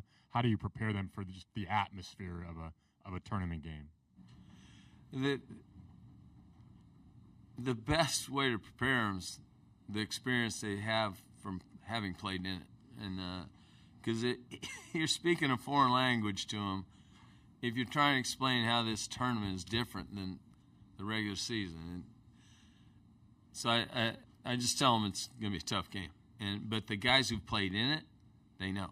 They know the day is different. They know they have a press conference meeting. They know they have 40 minutes on the court. They know their normal time that they have evaporates quickly. Like you don't have time. We're going from here to practice, and everything's on such a tight schedule. And then there's the the magnitude of the game. I mean, the whole country is literally watching your game, and so you normally get 10 texts a day, you get 150. So all that stuff. The best way is the experience. We talk about it, but we don't spend a lot of time about it. The biggest thing is I tell them, you better be ready to play because you're playing somebody good. There's no bad teams in this tournament, which is great, and you want to have a seat at the table. So we have a seat at the table and see if we can keep it. Back row on the right, Coach. Hello. Oh, sorry. Coach Luke Taylor, Full Court Network. You've been at St. Mary's for 24 years. You're creeping up on 600 wins, 11 NCAA tournaments. What does St. Mary's mean to you, and how would you describe St. Mary's basketball? St. Mary's means to me, shoot, I've lived there more than any other place in my life. So it's home. It's just kind of me. And our program is about good people. I think that's why we've been consistent, why we've been able to get good is the quality of our kids. And even these last 4 years, the leadership of our seniors has been incredible. And so we're at a point where the guys try and leave the program in a better place than when they came in, and these seniors have really taken that on and have done it, including these 3 seniors that have done an incredible job. But I mean, they got to learn from Logan Johnson, Alex Dukas, Kyle Bowen, Kuzi, Toss. I mean, they've been able to learn from some good guys, and I think more than anything I can do as a coach and as a leader, if your seniors can do it, you're in business. And so I think that's what we're on. We've just kind of slowly evolved, and I don't even know if I had a real plan when I started it. The plan was try and win games. But as we did that, we've picked up some good habits and some good traditions, and one of the biggest ones is our leadership from our seniors is, I don't know who's better. It's hard to be better. We'll stick on the right side, Coach, row 3, and then we'll go to the front. Travis Nelson, Willoughby News Herald. Randy, obviously the WCC tournament's one of the first ones that to be done earlier in the week. I mean, obviously you guys are used to it, but how do you feel about that? The rest, the week and a half layoff, is it good? Is it too much rest? Is it not? How do you view that from that perspective? I'll be honest, I don't love it. Ours is early. I think we're a really good conference, and so I think we should play later in the week.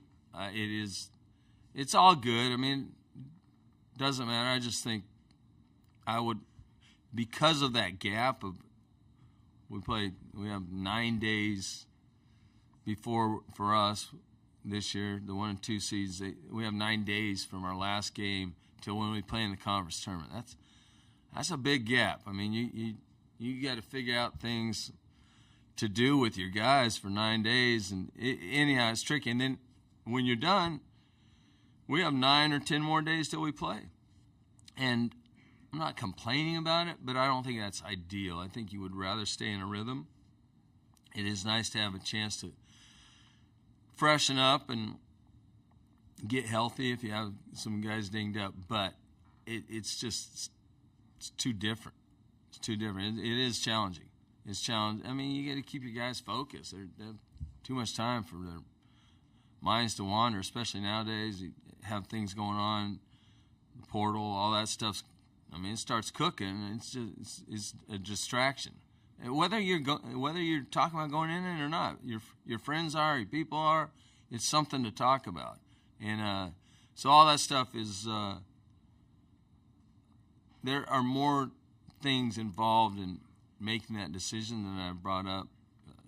When can you get on TV? When will whatever TV network take your games? When can you get the venue? All those things are factors that affect it. But in an ideal world, I wish we were more on the norm on that. Because we are a good league, and I think it'd help our exposure and everything. Front row here, Coach. Randy, Chris Easterling, Akron Beacon Journal, kind of off of that, the NIL, transfer portal, all of that, just how have you sort of evolved at a school like St. Mary's,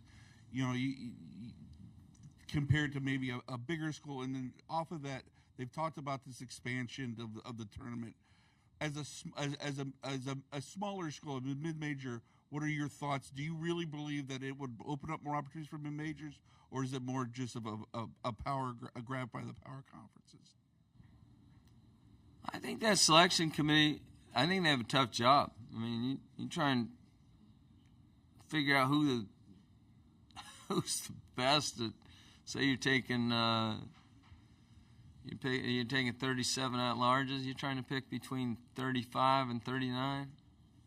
I don't think it's possible to get it exactly right. I mean, it's going to be in someone's opinion, unless you just go straight with the numbers, which I'd be for.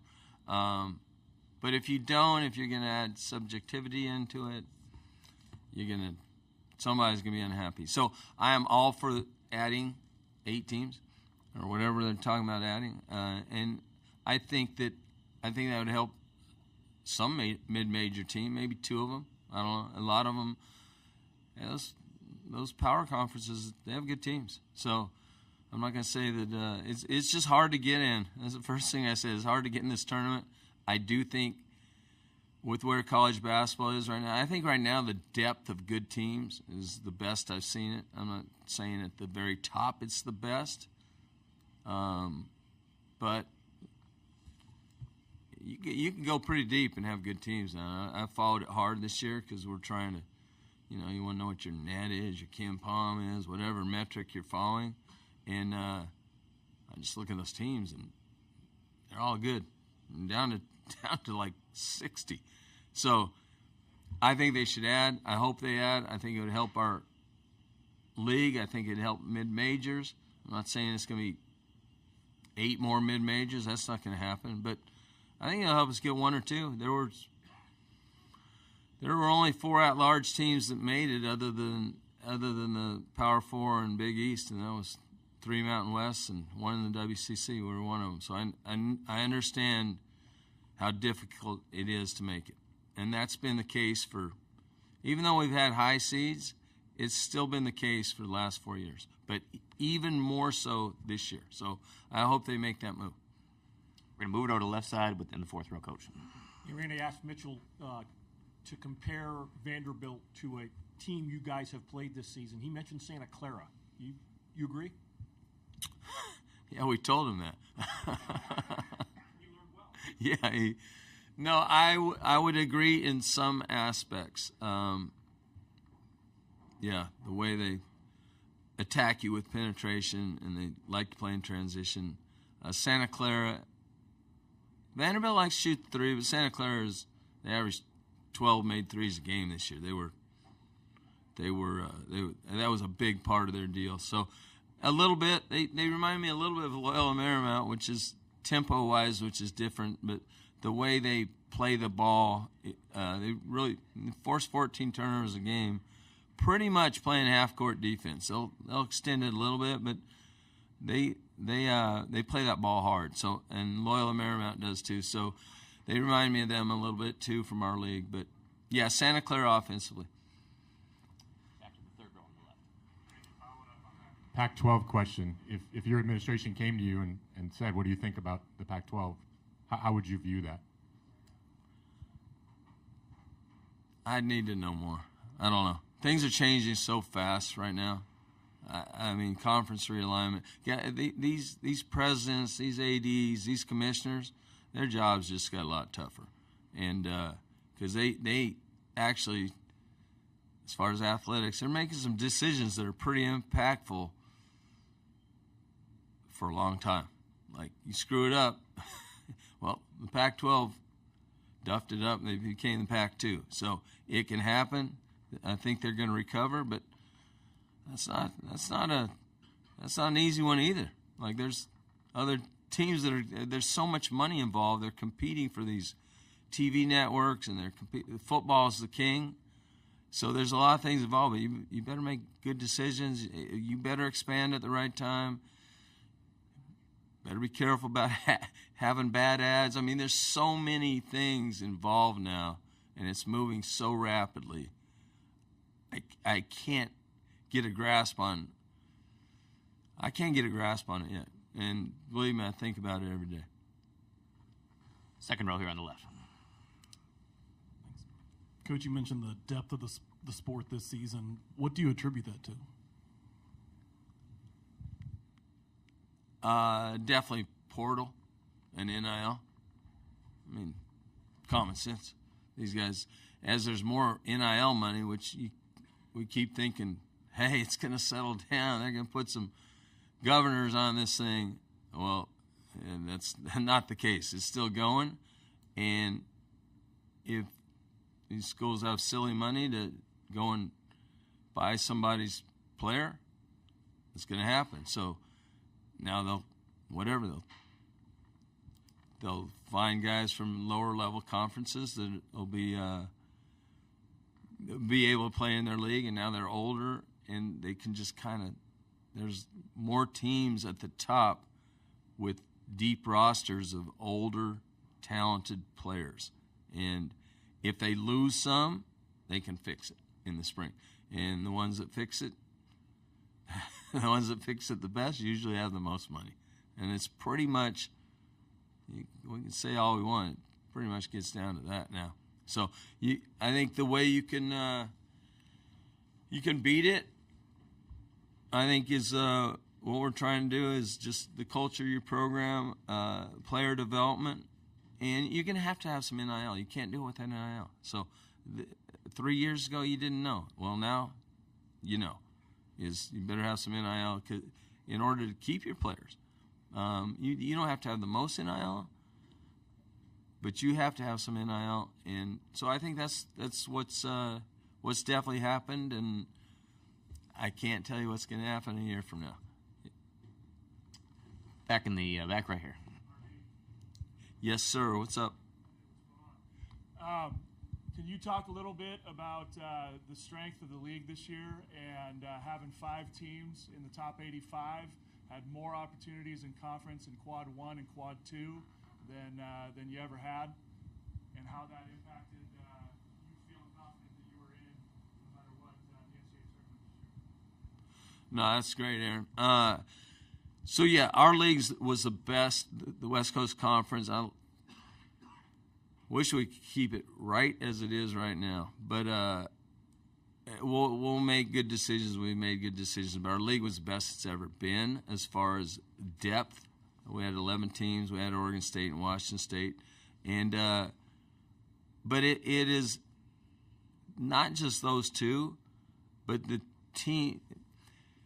I'd say that NIL portals helped our league, and but the teams in our league, like Santa Clara has a really good team this year, and they lost a game or two that they could they probably would usually win, and they're sitting here at this podium right now, and San Francisco is right there. So those are teams that could have made it. Oregon State was on track. They faded a little at the end. Washington State had a good team. Loyola Marymount had a good team. It's tough to do though. You have to have a good team, and then you have to get it done like every night. You can't afford to have no shows. So I'm excited. It helped us because now you can pick up Quad 1 games in your league, which we were able to do. You get you beat Santa Clara on the road, you get a Quad 1 win. If you beat USF on the road, it's Quad 1 win. So when you can pick them up within your league, it helps. And that's not always been the case. It's been more so. And this year was the most. And so we're headed the right direction. I think our league is a great example of we have to make good decisions. And I'm 100% for what our league's been doing. And but we have to keep making good decisions. You lose a team, you gain a team, whatever. Those have to be. You don't want to lose good teams, and you want to add good teams. And And then you got to make good decisions on your conference tournament and your schedule. How many games? Because you can pick up quad one games in your non-conference. So that's where you can. It's like the volume control on whether you can get, quad one games. It's, hey, how many can you pick up in non-conference? And this year we have 13 games, and we had 6 games that were right there, high quad two, the potential quad ones, or a quad one. And that, if you're trying to make the NCAA tournament as an at-large, to have that opportunity, you have to really be shrewd with your non-conference scheduling. You cannot control your conference scheduling. I mean, your conference is your conference. Hopefully your conference is good. This year it was good. Washington State, Oregon State helped us in that. But the other WCC schools that are usually at the top were good. And so it really helped us. Coach, that's all the time we have for today. Thank you so much. Thank you, guys. See you.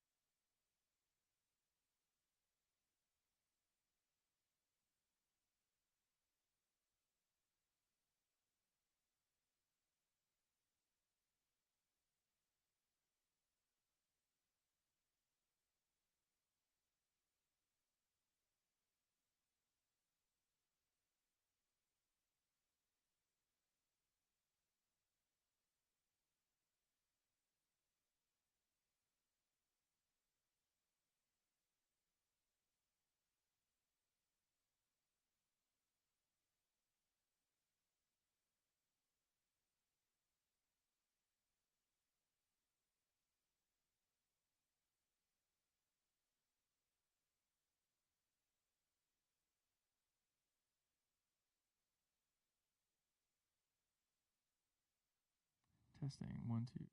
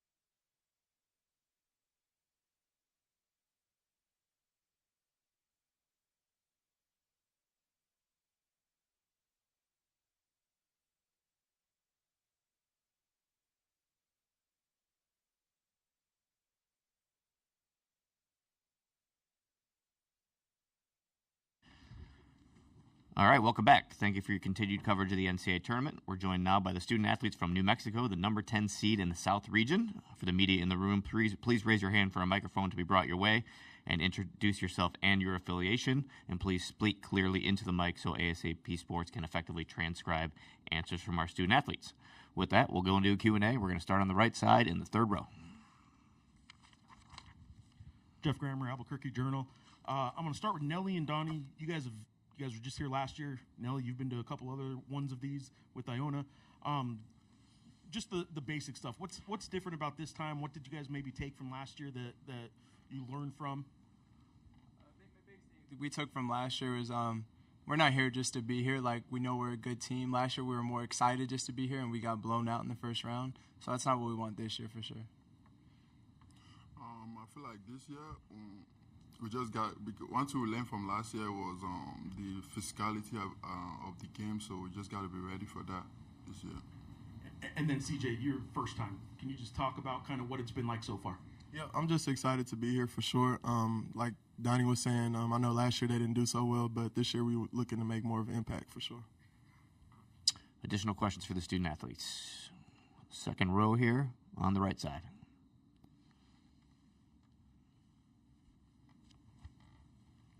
Will Weber, Santa Fe, New Mexican. CJ, you could have the assignment of guarding Cam tomorrow at some point, but just talk about the scouting report for trying to stop a player like that.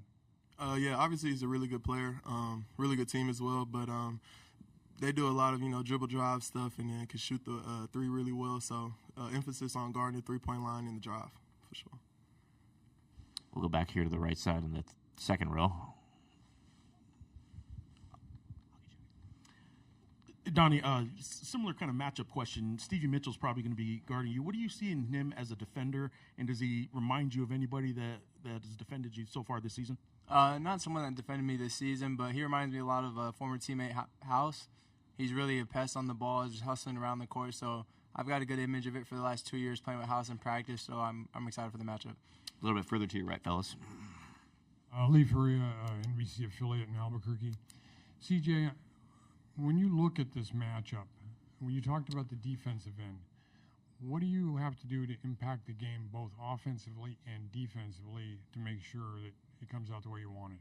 We just want to slow them down. I mean, they're a pretty fast-paced team, as we are too. Offensively, we would like to play fast like we've been doing all year, for sure. Keep up the pace in the game, for sure. Middle, third row. Travis Nelson, Willoughby News Herald. This can be for any of you guys. I mean, Donovan talked about just more than wanting to be here this year. I mean, you guys get a chance to not only showcase New Mexico, but the Mountain West are going in primetime Friday night. I mean, like, what does it feel, this opportunity to really show what you guys are capable of and what you've been doing all year? Nelly, want to start us out with that one? I feel like we just gotta like bring our games, like play physical and just like match up their energy and stuff, and we're gonna be good. And anything to add to that? Yeah, we just want to show them that the Mountain West can't compete at this level. A lot of teams think we struggle in the tournament. A lot of people think we struggle in the tournament. So we just want to go out there and compete and show that we can play at this level at any time. Any other questions? Second row here in the middle, and then we'll go back to the left side. Yeah, we can start there. Any one of you guys can answer this, but a lot of what's been made about this tournament is the time schedule for you guys isn't normal. Like, you, instead of going on a normal road trip, you have practice and alone time. A lot of it is squeezed and condensed into stuff like this. Like, how different is it? How hard is it to focus when you're in the NCAA tournament as opposed to a game in Laramie or Boise or any other typical road trip? We'll go down the line. CJ, you want to start us? I mean, I think that everything's the same. The approach is the same. Of course, we have, things like this that's combined and squeezed into the time. But, I mean, the focus is still the same. I'm sure everybody here, on the team has wanted to be in March Madness since they were little kids. So I feel like everybody is pretty much locked in. I feel like I'm sorry. I feel like they're all the same because we played in the tournament last year and we understand how everything goes. So yeah, we're ready for it. Nothing really changes in our approach. Like, I get it's a smaller time frame, but we still do the same amount of film, same amount of shoot around. So I don't think anything changes for us really. Back to the left side in the fourth row. Yeah, Luke Taylor, Full Court Network. Just two quick questions. First question is the coaching staff prepared any differently this year than last year? And then also, what is the song that best describes Coach Pitino? Let's go to Donovan to start that one out. They haven't. The biggest thing they changed is our mindset with it. Like last year, we were just excited to be here. Like I said, this year we want to win here. Like we don't want to just be here and say, "Oh, we made it." Like we want to go on a run here. We want to do the deep runs, and so I think that's the biggest thing they changed in their coaching, is just the mindset. Anybody want to answer the question about the song? We'll come back to that one. Let's go back to the right side here. Nelly, I know Coach said he wasn't really going to take the scouting report from St. John's, but St. John's did play them 3 times, and Zuby had a lot of success inside. I'm curious how much you have watched any of that St. John's film, and if you see anything that maybe exposes them inside that you might be able to find some success with. I feel like I just have to be able to talk in whenever they pass the ball to me. I just gotta finish every time and play hard, and because they're gonna be physical as fuck. So I gotta be ready for that. Back to the right side here. When you look at them, do they remind you of anybody that you've already played this season? Yeah, we think on the defense side, they remind us a little bit of San Diego State. They run a lot of switching, run through 5, and we just kind of have to attack one-on-one. Really, we're gonna get the matchup we want, the mismatch. So they remind us a lot of San Diego State on the defense side of the ball. Left side, third row. Joe Rady, Associated Press. Is there anything that Coach Pitino relays stories about his dad, or you ever notice anything that he might be similar to his dad? He tries to stay away from being like his dad a lot. He says his dad's a lot more on the yelling side, the crazy side. Coach P's more relaxed. He'll get on you if he has to, but he's not like his dad that much in the coaching side. You guys Nelly, though, that one. Yeah, it's different for sure. He's way different from his dad. Additional questions for these student athletes? Going once. All right, guys, we're all set. Thanks for your time. Thanks, guys. Good luck. Appreciate it.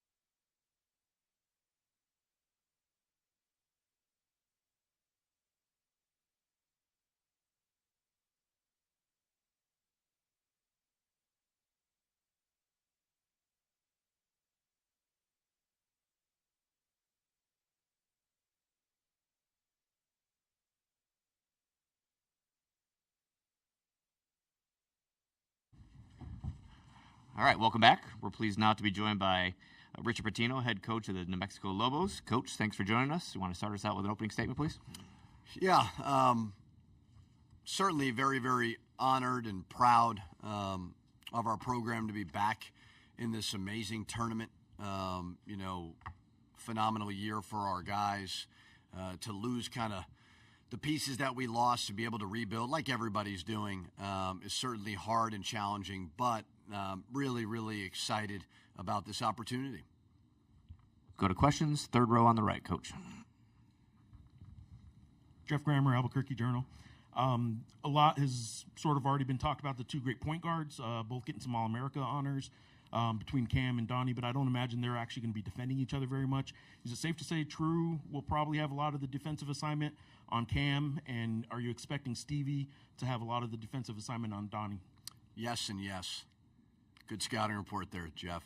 Yeah, I mean, I think obviously Stevie's a phenomenal defender, one of the best in the country. So I would assume that.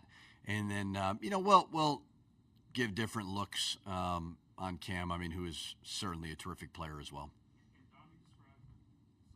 Donnie described Stevie as reminding him a little bit of Jalen House. Do you see some similarities in the defensive style there? Yeah, I mean, really physical, probably a little bit more physical than Jalen, but aggressive on the ball. I mean, I think reminds me a little bit of some of those San Diego State guards, physicality-wise. But, yeah, I mean, they play on the perimeter a lot offensively, so you may think that they're not as physical as they are, but it'll be one of the most physical teams we've played all year. Let's go to the front row here. Brad Bourne, Akron Beacon Journal here. You and your father, completely different styles of coaching, but you've been around the game since you were probably in diapers. How much has he helped mold your coaching philosophy, and how much does that really play out at New Mexico? Yeah, a lot.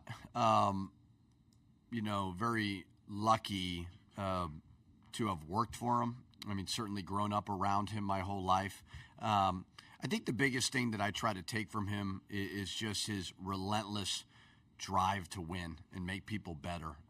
We do it differently, but that's more because he's 72 and I'm 42.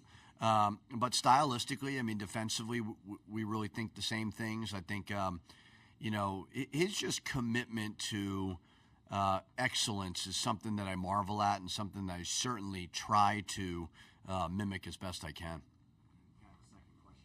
It's a little bit different than what we were just talking about. They're talking about expanding the tournament. Is it going to help the Power Fours, or will it help more the mid-majors? I know you guys had a lot of success this year getting 4 teams in. If it goes to that 76 like they're talking, where do you think it's going to help the Power Fours?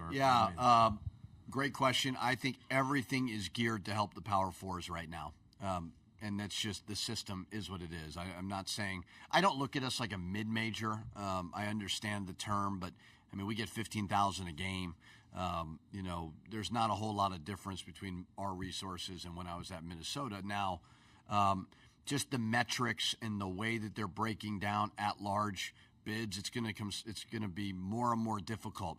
You look at the SEC, and not to say they're not really good. Certainly they are, but every game is a quad one opportunity. So it kind of is what it is.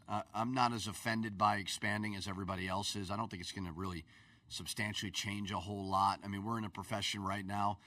I'm a coach who's been fired for not going to the tournament enough. You've got football, about 60% of teams are going to bowl games, and, coaches are keeping their jobs and players are not having to turn over all the time. I don't see why it's so bad to have a little bit more in there. So I don't think it would ruin the tournament by any means. I think it's going to happen, but I think everything right now is geared towards Power Four. Left side coach in the third row. The Associated Press. What's it been like having a player like Nelly who started with your dad at Iona and then transferred to you? Is he kind of an honorary family member now with all 5 years? And then also in terms of family rooting interest, how good is it that St. John's is on that Thursday, Saturday, and you guys are on Friday, Sunday? Yeah, Nelly, there's been many times this year where he's jokingly said to me, I'm not going to get yelled at by another Patino again. It's been 5 years of you two. I'm sick of you guys. But, yeah, honorary family member would be a good call. I mean, love him. He's certainly had a great year. But just as a person, he's one of my favorites. He's so loyal. He's easy to be around. And he's a really good player. As for the game schedule, yeah, it's great. I mean, we've had a lot of games that have been around the same time because of the Big East, TV contract to do with CBS and Fox Sports as well. So when I'm able to watch, it's a lot of fun. So their game tonight's a little late. Don't really love that, but certainly when I have the opportunity, pulling for St. John's in a big way. Stay on the left side, coach, in the fourth row. Coach Luke Taylor, Full Court Network. how is you and your staff balancing still competing in the tournament and then dealing with all the other stuff like NIL, transfer portal going on kind of at the same time? Yeah, I mean, I'm not dealing with transfer portal stuff much now. I think they've got their ears and eyes open for sure. We've started conversations with our players because hopefully we win and we're continuing to play. But the portal opens Monday, which is absolute insanity. But there's going to be a lot of volatility, coaching changes, players, everything is going to go on. So we've started the conversations with our roster about staying and being able to figure all that out. So it's not ideal. I mean, we could sit here for hours and talk about how crazy the system is right now, but we certainly got to do our job with retaining the key pieces in this locker room. Thanks, Coach. We're going to have 3 in a row on the right side. Marquette's last game was obviously a film you looked at, like all of them, but Zuby had a lot of success inside. Is there something you see that you can either mimic or just that Nelly would do anyway, where you think you can have some success inside with Nelly? I mean, they switch a lot of stuff. Again, for us Mountain West people, there's some similarities to San Diego State in the way that they guard. So, if they do switch, Nelly's got to be willing and able, obviously, to dive into the post. Nelly and Zuby's a relentless rebounder, offensive rebounder especially. But Nelly and him are somewhat similar. So, I think when you're watching that last game in the Garden there, I think hopefully Nelly can see some advantages there. But they also do a great job of whether it's trapping or slapping down as well. Up to the second row here. Coach Will Weber, Santa Fe, New Mexican. You touched on this the other day. Nailed it, Will. Good job. You like that? Yeah. I was going to see if I can re-ask a Jeff question for you.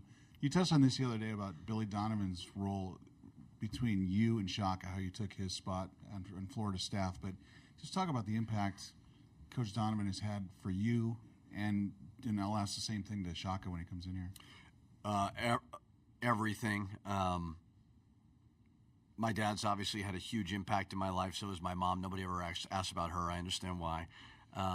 But the decision that I made to take over when Shaka left was the best decision for me that I ever made. It got me out of my comfort zone. It got me to think differently, and not try to be my dad. I mean, he's a great coach to emulate, don't get me wrong, but it really taught me to be my own man. I was on a staff with certainly Coach Donovan's phenomenal, but Rob Lanier is a very successful head coach. Larry Shiat, very successful head coach. So it allowed me the opportunity to really grow and get away from home. I don't get Minnesota without Billy Donovan. I don't get New Mexico without Billy Donovan. So I will always be indebted to what Coach has done for me as a person. And, it just shows you the relationship that a coach and player can have, because Coach Donovan played for my dad, and he's fiercely loyal to him. And obviously Coach Donovan impacted my life greatly, so it's really cool to see. Back to the fourth row on the right. Colin Beasley, Pittsburgh Post-Gazette. Coach, how do you handle those conversations with your players about next season staying, all that sort of thing, when your own name has been floated in various openings nationally? Yeah, I tell them all the time that my whole goal to them every single year is for them to increase their value in this free agent world. Now, coaches are not free agents like they are. We have buyouts and things like that. But when you have a great year in today's world as a player, people are going to talk about you as transfers. People are going to reach out. Maybe they don't directly reach out to the kid. They have ways to reach out. Call their college or their high school coach, AAU coach. Hey, float something out there. It's no different than coaches. When you win, you're going to be written about. You're going to get phone calls. It doesn't mean you want to leave. It doesn't mean that my players want to leave, but there's going to be opportunities. And the biggest thing I always tell them is just continue to increase your value. And when the time is right, we'll talk about why we feel like staying at New Mexico is the right thing for you. And it's the same thing with me. If a school calls, it doesn't mean I'm looking to leave. I truly appreciate my situation at New Mexico. We've won 52 games in the last 2 years. A lot of that has to do with the support that I've gotten, and I greatly appreciate it. Second row on the right side. Coach, your biggest fan is sitting right over there. I'm just curious who he picked in his pool, in his bracket? I don't know, Jack. We sent it to Jeff. Who'd you pick to win it all, Jack? St. John's. There you go. You see where his loyalty lies. New Mexico is not going to be happy with you. Devin Martin, KOB4 Sports out of New Mexico. Coach, Donnie just talked about the difference in the mentality that his team had last year when they were here. Have you noticed any differences from your point of view between last year's group and this year's group? Yeah, I think so. I've really tried to set that tone. High level of respect for Marquette. Not going to be easy, but we hadn't been in a long time last year. I don't think we took it for granted because I think Clemson was a really good team and a bad matchup for us. But when you have the success that we've had, you want them to want to make noise in the tournament and not just be happy to be here, but also with a high, appreciation of the opponent that we're playing and how difficult it's going to be. Back to the second row here. Another Billy Donovan question. At the end of Shaka's comments on Sunday night on selection Sunday, he said when he left, Billy Donovan said you got to take the VCU job, all that kind of stuff, encouraged him and helped him get the job. But at the end, he said, don't worry, I'll find someone better than you, and replaced him with you. Did Billy have any words of encouragement for you like that when you left? Yeah. Yeah, there was no doubt that he was going to find some amazing replacements. We're all replaceable. Shaka did a phenomenal job. When I got there, everybody just raved about his work ethic. And, that was really good for me, too, was just being around some different people outside of my dad's tree and kind of expand that. But there was a lot of talk of just his relentlessness in recruiting. He recruited Bradley Beal. He'd left. He didn't get to coach him, but Shaka was the one who did a lot of the groundwork with that. So, as I said before, that relationship, whether Shaka had worked for Norwood Teague, who was a great AD of mine at Minnesota, all those doors were opened because of Coach Donovan. Anything else for Coach Pitino? Let's get further on the right. Coach, a player-specific question. Obviously, Donnie and Nelly both got a lot of attention nationally, being top in the Mountain West. But True Washington was also very important for you guys this year, and an honorable mention. Just talk about the impact that you see him having on this game against Marquette. Yeah, he's I think he might have scored double digits in the last game, but we were undefeated when, it was like 17, 18-0 or something like that. But when he scored, but I think he was starting to realize that and wanted to score too much. Or let the game come to you. But yeah, defensively, when you lose a guy like Jalen House, who is just an on-the-ball menace, True's kind of taken up for that.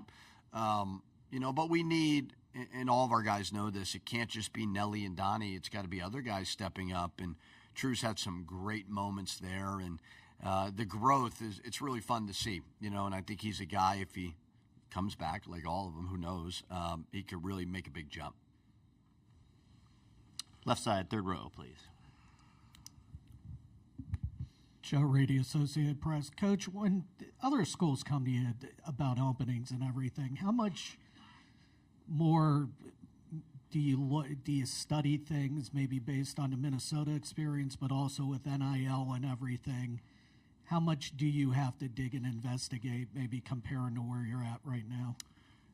You used to have a true understanding of every league and where the jobs would rank. That's all going to change substantially. It's all about investment now. I know April 7th, everybody thinks that there'll be some more rules and it might level off a little bit. I don't know.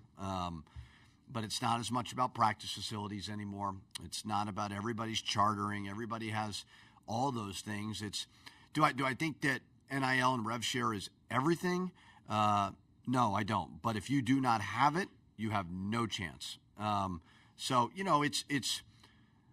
It's been great at New Mexico to, work together with them to continue to get them to understand kind of the return on the investment.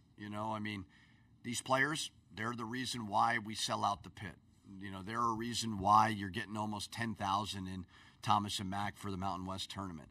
I think the balance of power has greatly, greatly shifted. And those conversations any coach has with any AD or whatever, that's going to be the first thing is, what's the investment looking like? And what will it be down the road?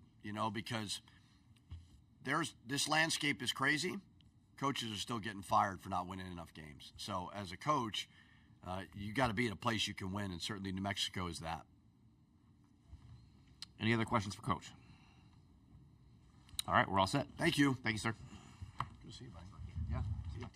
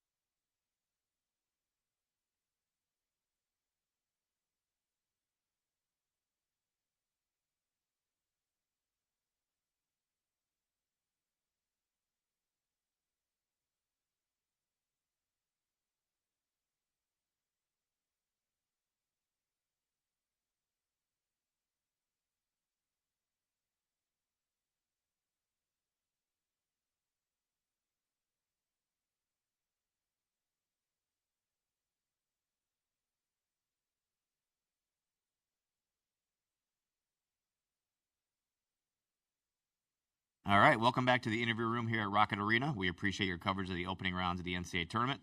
We're pleased not to be joined by the Marquette Golden Eagles, the number 7 seed in the South region.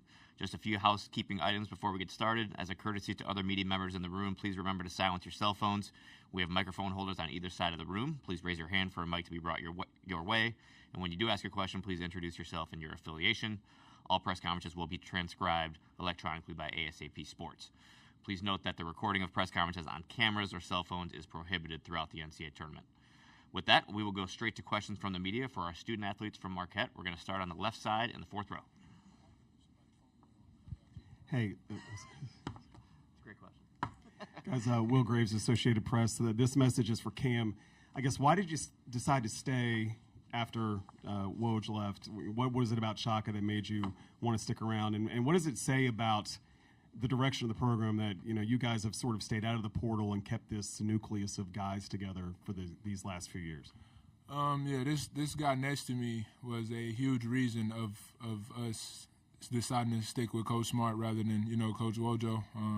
Talking to each other every day while we were committed and signed here, and we talked to Coach Smart individually, and we both decided that we liked who he was as a person, and we both pretty much told each other we would stand. Okay, we're going to move it up to the 2nd row here on the left side. Ben Steele, Milwaukee Journal-Sentinel. Stevie, I'm sure you've seen a lot of film of Donovan Dent over the last couple of days. What stood out to you, or what have the coaches told you about the best ways to slow him down? I think, obviously the biggest thing that just stood out is how he's a really good player. You can see that on film. You can see that by the stats. So, we're just excited for the challenge, that we have in front of us to guard him, 5 guys, whoever, gets switched onto him, whoever starts on him. And, it's just an exciting challenge we're preparing for, watching film, and, have prepared for all year going against good players as well. We'll move it to the middle here in the front row. Travis Nelson, Willoughby News Herald. Obviously, guys, the last 2 years you've been 2 seed. Now here you are as 7. What do you think? Is there a difference between that, or just what do you think the mindset is? Maybe is this different as a team this year overall than the last year's groups? David, why don't you take that one?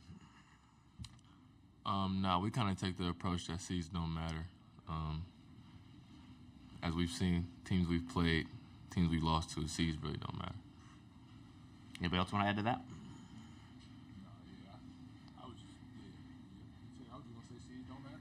Those 3 words. Got it. Additional questions for the student athletes. 2nd row here on the left side.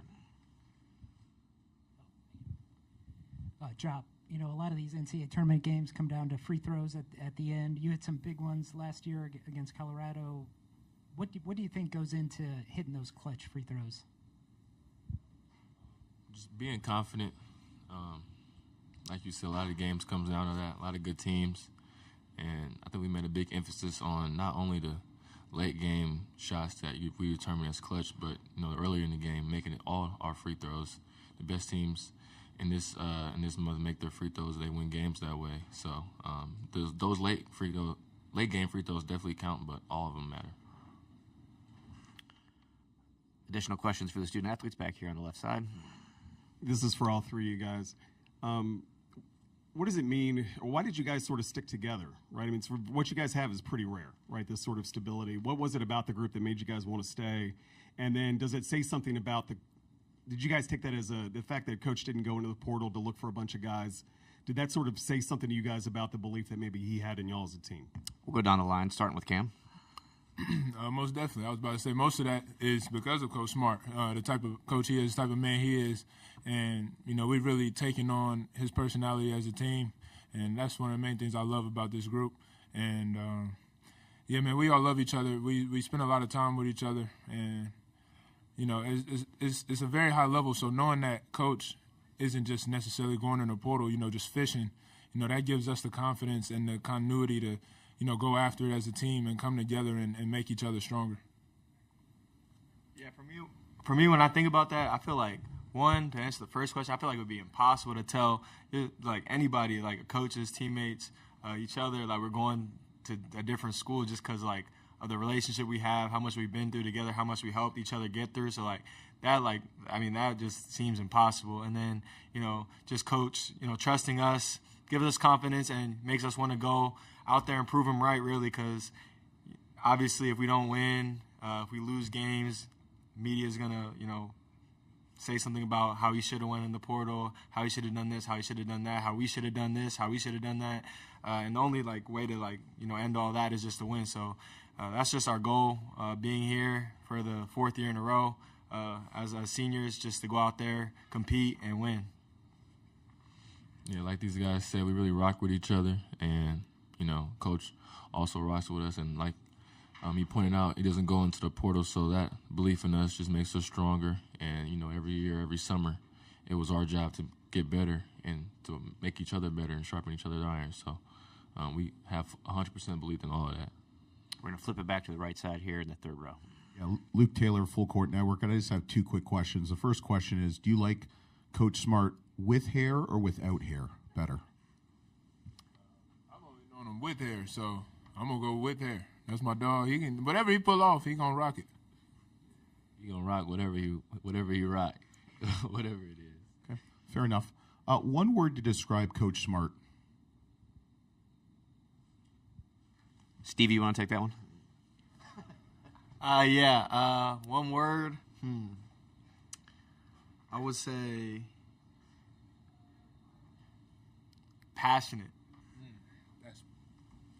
Excellent. We're going to go back to the left side in the 2nd row.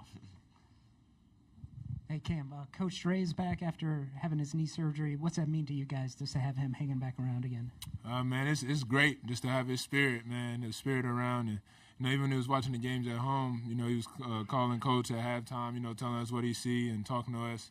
It's great to, have him out there and, to know he's in some pain and to see, he wants to be here with us. It means a lot, and it kind of shows the people we have in this program. Directly behind in the 3rd row.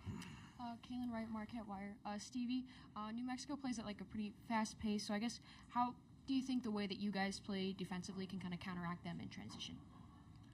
I think, defense transition has been an emphasis for us all year, so I think we had a lot of good practice for it going against, teams like Xavier who like to push the ball, and, other teams we played throughout the year that get the ball up the court. But obviously they're unique to them, New Mexico, so they got different players, they got different personnel. So we're just trying our best to learn that. But I think, I think we don't mind. I always thought we played pretty fast. I saw some, heard some saying that, them playing fast, will throw us off. So I'm just excited for the challenge that it will provide. Additional question for these student athletes. All right, guys, we're all set. Thank you for your time.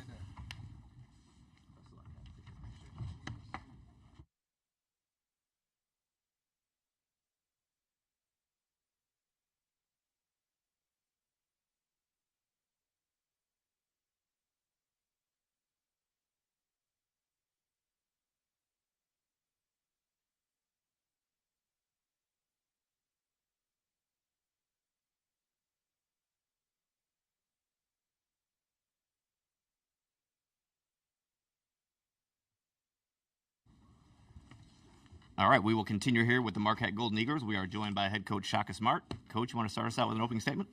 Absolutely. It's terrific to be in Cleveland. Spent 3 years of my life in Northeast Ohio. I love this area. But more importantly, I'm really excited to be here with our guys, our team. We've had, a heck of a journey so far to this point. And, all the experiences we've had, I tell our guys all the time, you got those experiences in your pocket. So now's the time to pull them out and use them and come together to be our best. New Mexico is a terrific team. Known Richard Pitino a long, long time. He actually replaced me as an assistant coach at Florida when I left to go to VCU. He's done a heck of a job. Terrific team, terrific season, conference champions. So it'll be a great game tomorrow night. Thanks, Coach. Let's go ahead and open it up for questions. We'll start it right here in the front. Hey, Coach. First of all, 1999 Akron graduate. Let's go back to Go Zips. Those times, right? What did Coach Hipsher teach you? What did Akron teach you that maybe you still use today, and how did it mold you as a coach? So I worked for 2 coaches there, Dan Hipsher and Keith Dambrot. I was actually telling someone on the bus one of my best Keith Dambrot stories, which is my very first day on the job. He took me to meet a young 18-year-old kid and help Keith put him through a workout. That kid ended up being a pretty good player. But yeah, it was this was the most meaningful stop for me, Northeast Ohio, for a couple reasons. One, I met my wife in Akron, which is nothing more meaningful than that.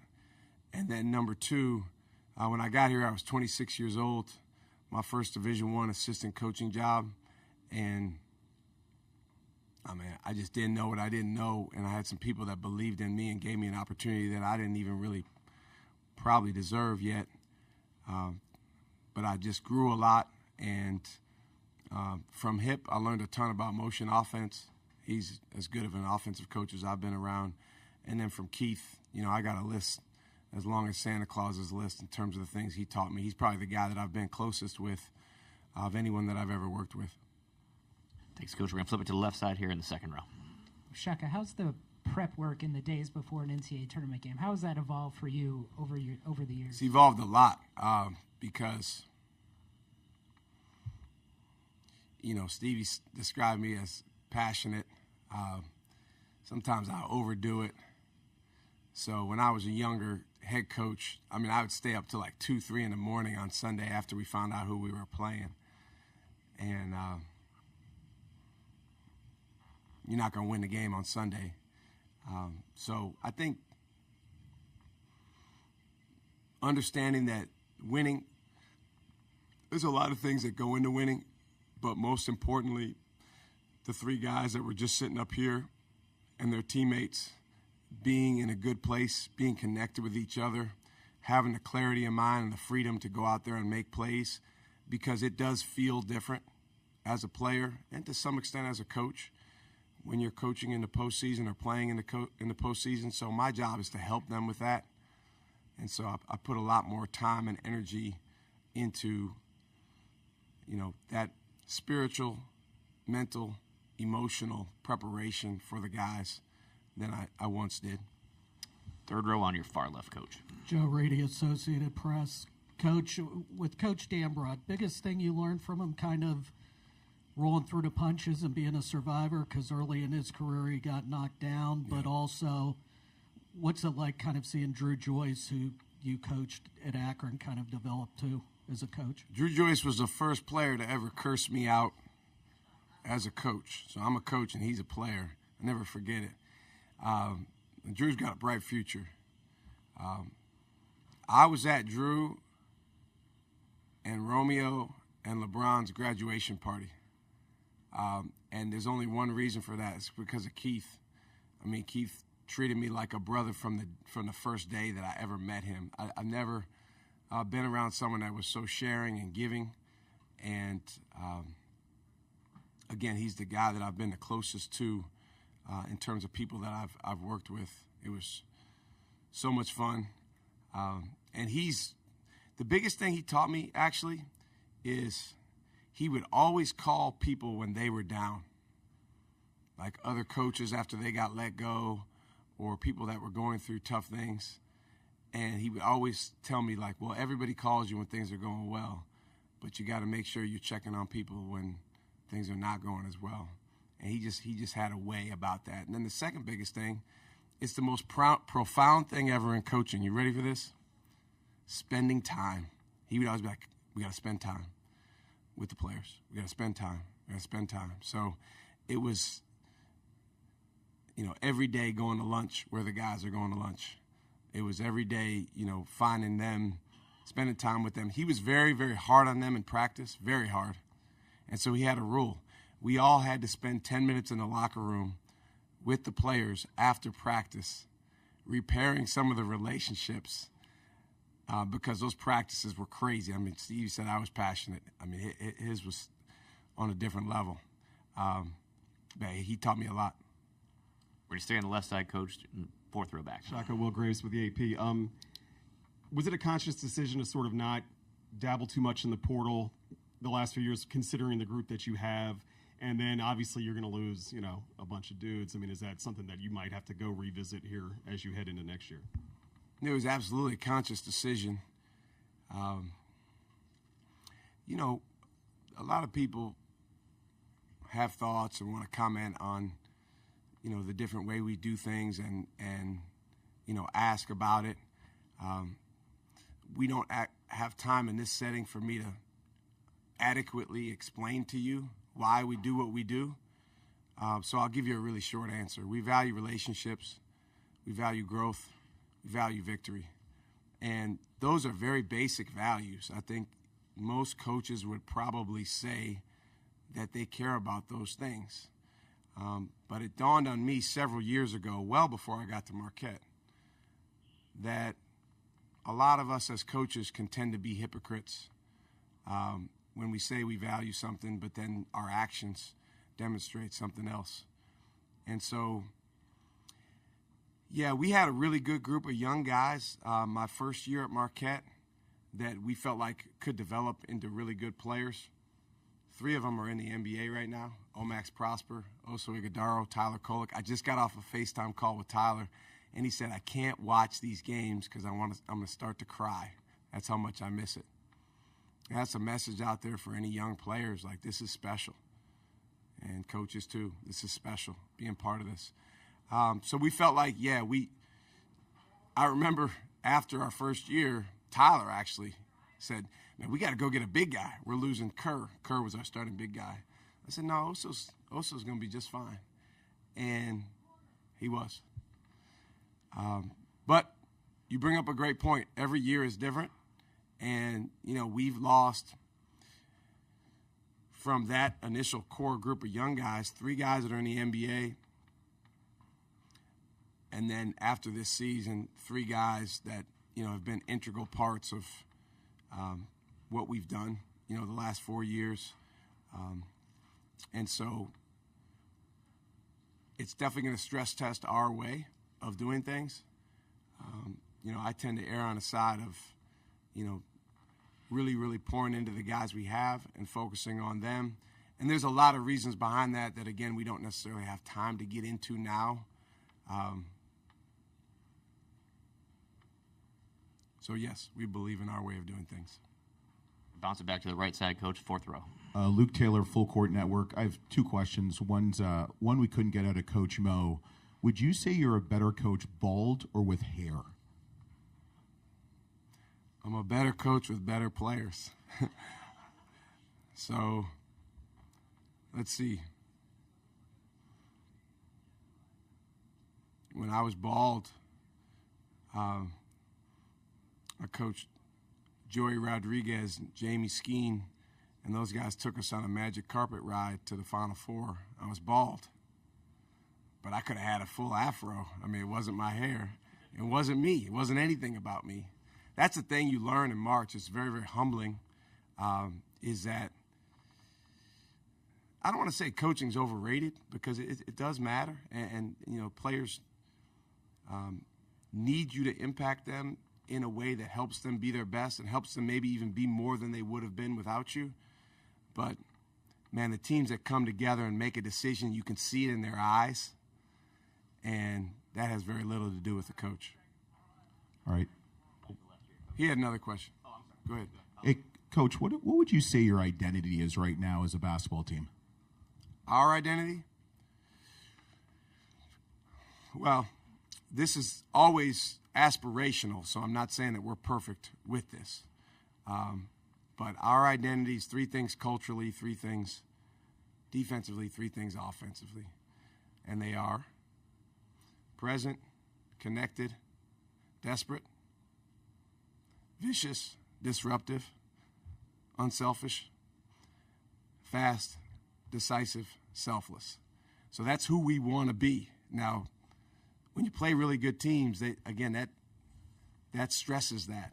If we were going out here playing against the worst team in Division I, trust me, we would look like that for sure. But the better the team is you play, the harder it is to be the best version of yourself. And New Mexico is a heck of a team. So I think the biggest thing for us is making sure that we pour into the controllable elements of being that identity. Back to left side here in the 2nd row. How'd you keep Dre involved in the work over the last couple weeks while you've been recovering from that knee surgery? This is what I like about Marquette. We got our beat writer writing a story about an assistant coach overcoming knee injury. I mean, seriously, it says something about, like, the level of just detail and interest there is in our team. Now, if I were you, I'd write a story about Caden Hamilton or Josh Clark or those guys. But if you want to write a story about Dre, which he did beat me the last time we were in this arena, I do believe. I was an assistant at Akron, and he was a player at Kent. So go back and look at that. Yeah, it was tough. Tough injury for Dre.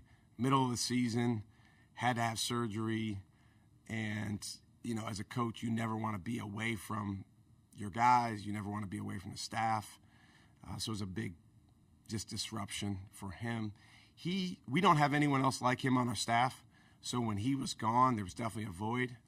So it's great to have him back, crutching around. And, you know, hopefully he'll continue to positively impact the guys. All the way in the back, Coach, in the middle. Jeff Grammer, Albuquerque Journal. Coach, Yes, sir.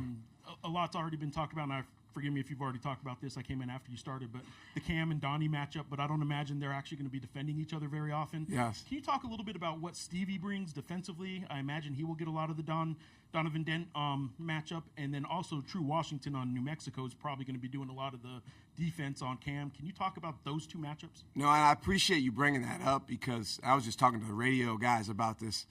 A lot of times, you know, we tend to oversimplify, and, you know, fans kind of go by what they hear from the media. But in reality, that's not a two-man matchup. That's a four-man matchup because you're exactly right. True Washington, terrific defender, does a great job with his hands. You can tell that he's been well-schooled, and he's very, very aggressive with that.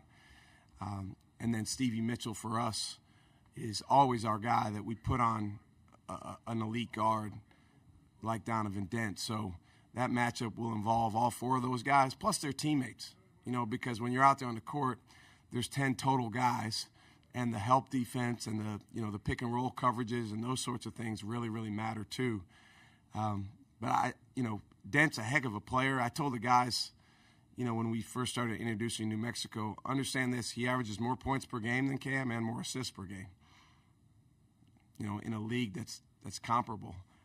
We got 5 teams in the NCAA tournament. The Mountain West got 4. So it's a heck of a challenge, and there's a lot that goes into making Dent good.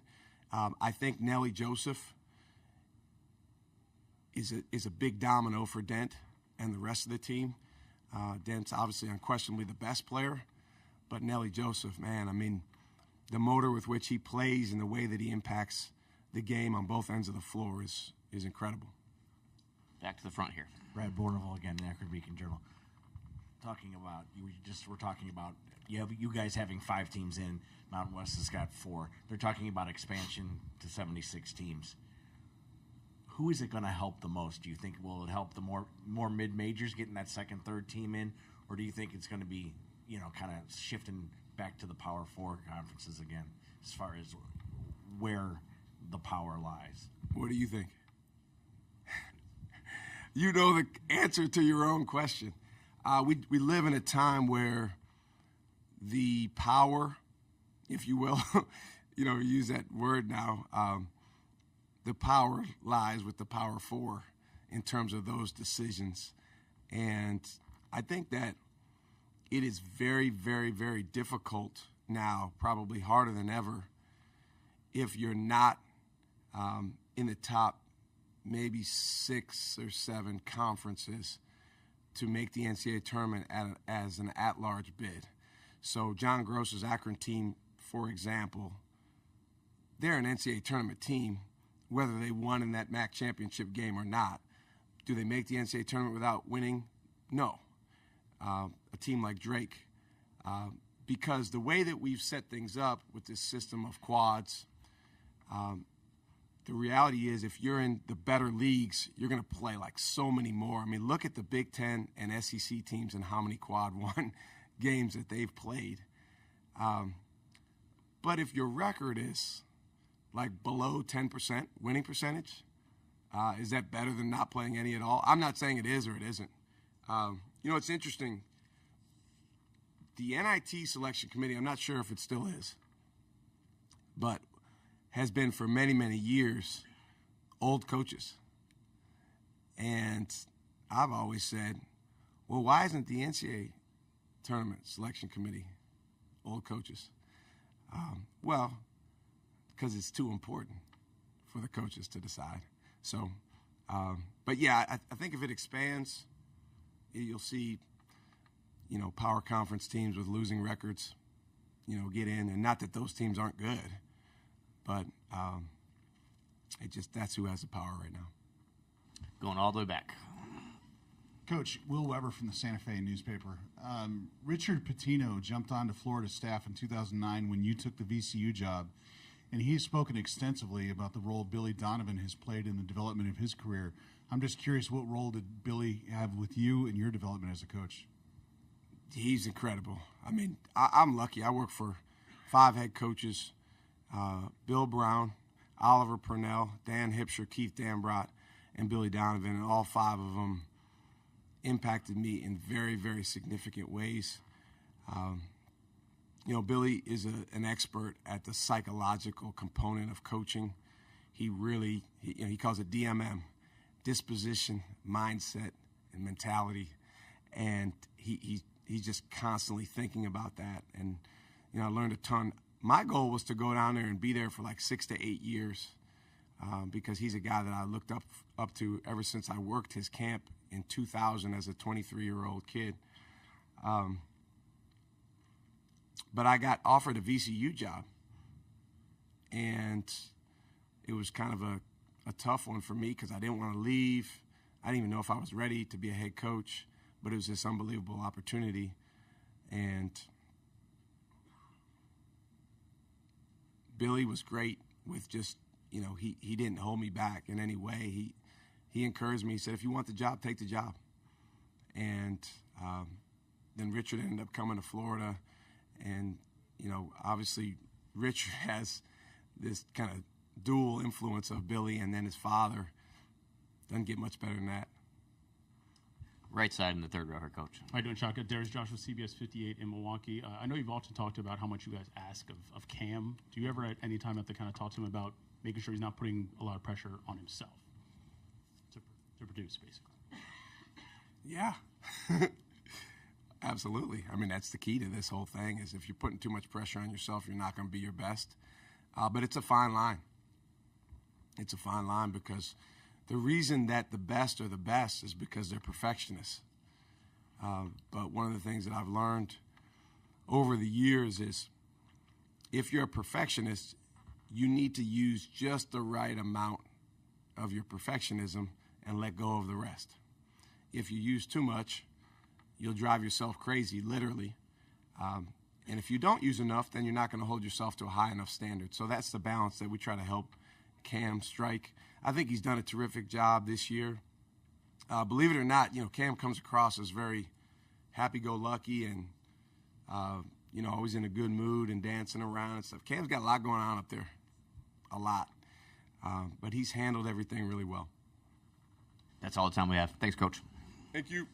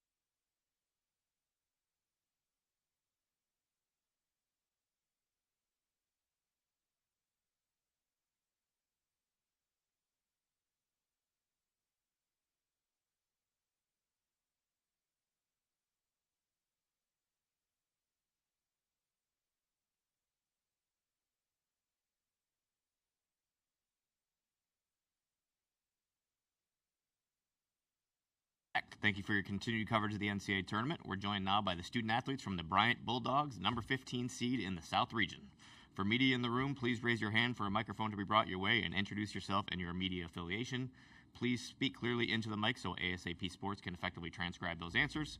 With that, let's start with questions for the Bryant Bulldogs. And whoever wants to go first, feel free to raise your hand. We'll bring a mic your way. Okay. Second row on the right side, guys. Hello, Connor, you're good Detroit News. Earl, I'm curious, when you look at this Michigan State team, what do you notice about them on film, and what do you see in Michigan State this year? I think, did they win a Big Ten tournament? They big, they rebound, they get on a run. That's what I see.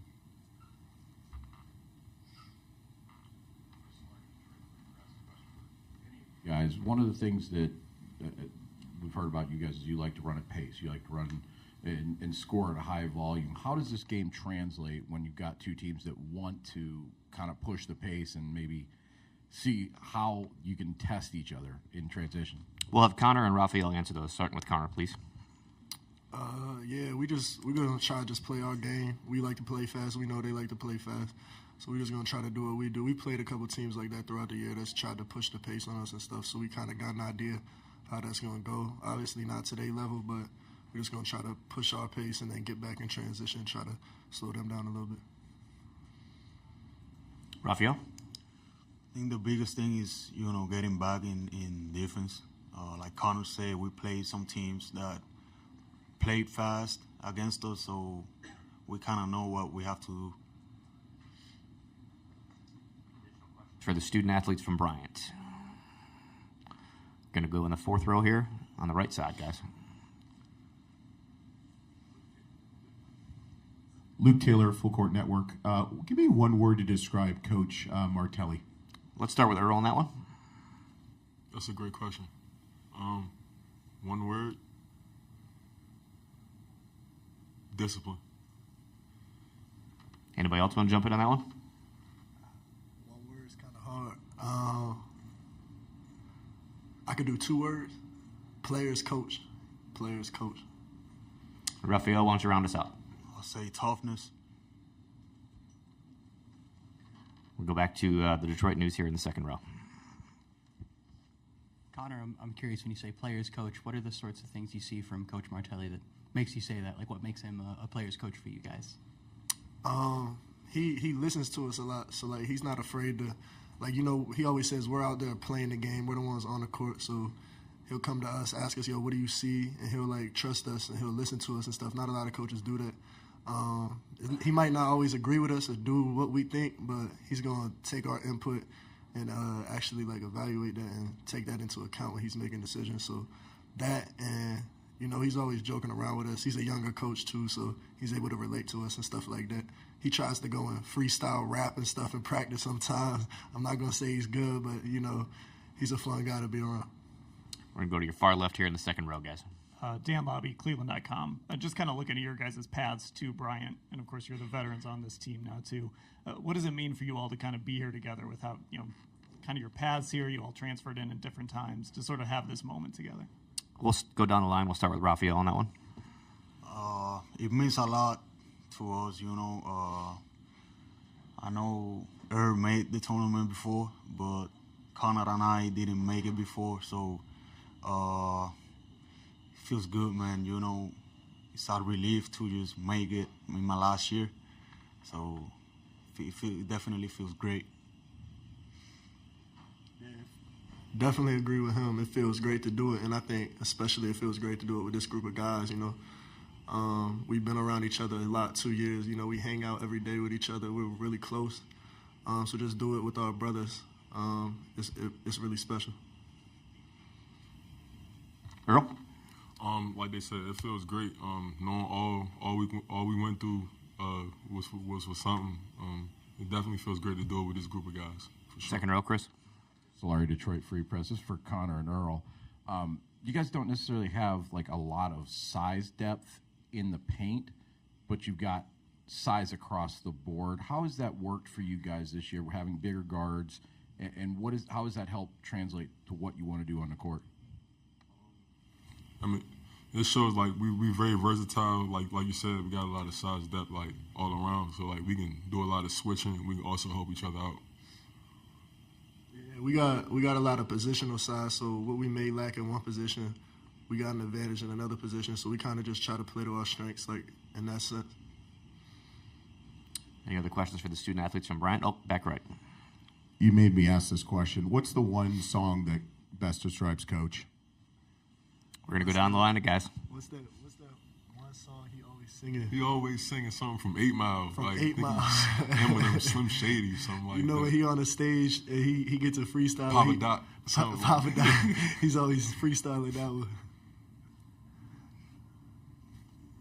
On the right side here, the far right. Any one of you guys, just what it means to be able to bring Bryant back to this stage and to be in the spotlight and to kind of represent the school. We'll have all three of you guys answer that. Let's start with Earl, please. It means a lot. Definitely like the school pulling for us, knowing that we're doing this for the school and the program. It means a lot. Definitely means a lot. Yeah, I love Bryant. Brought me in out of the transfer portal. I owe a lot to them.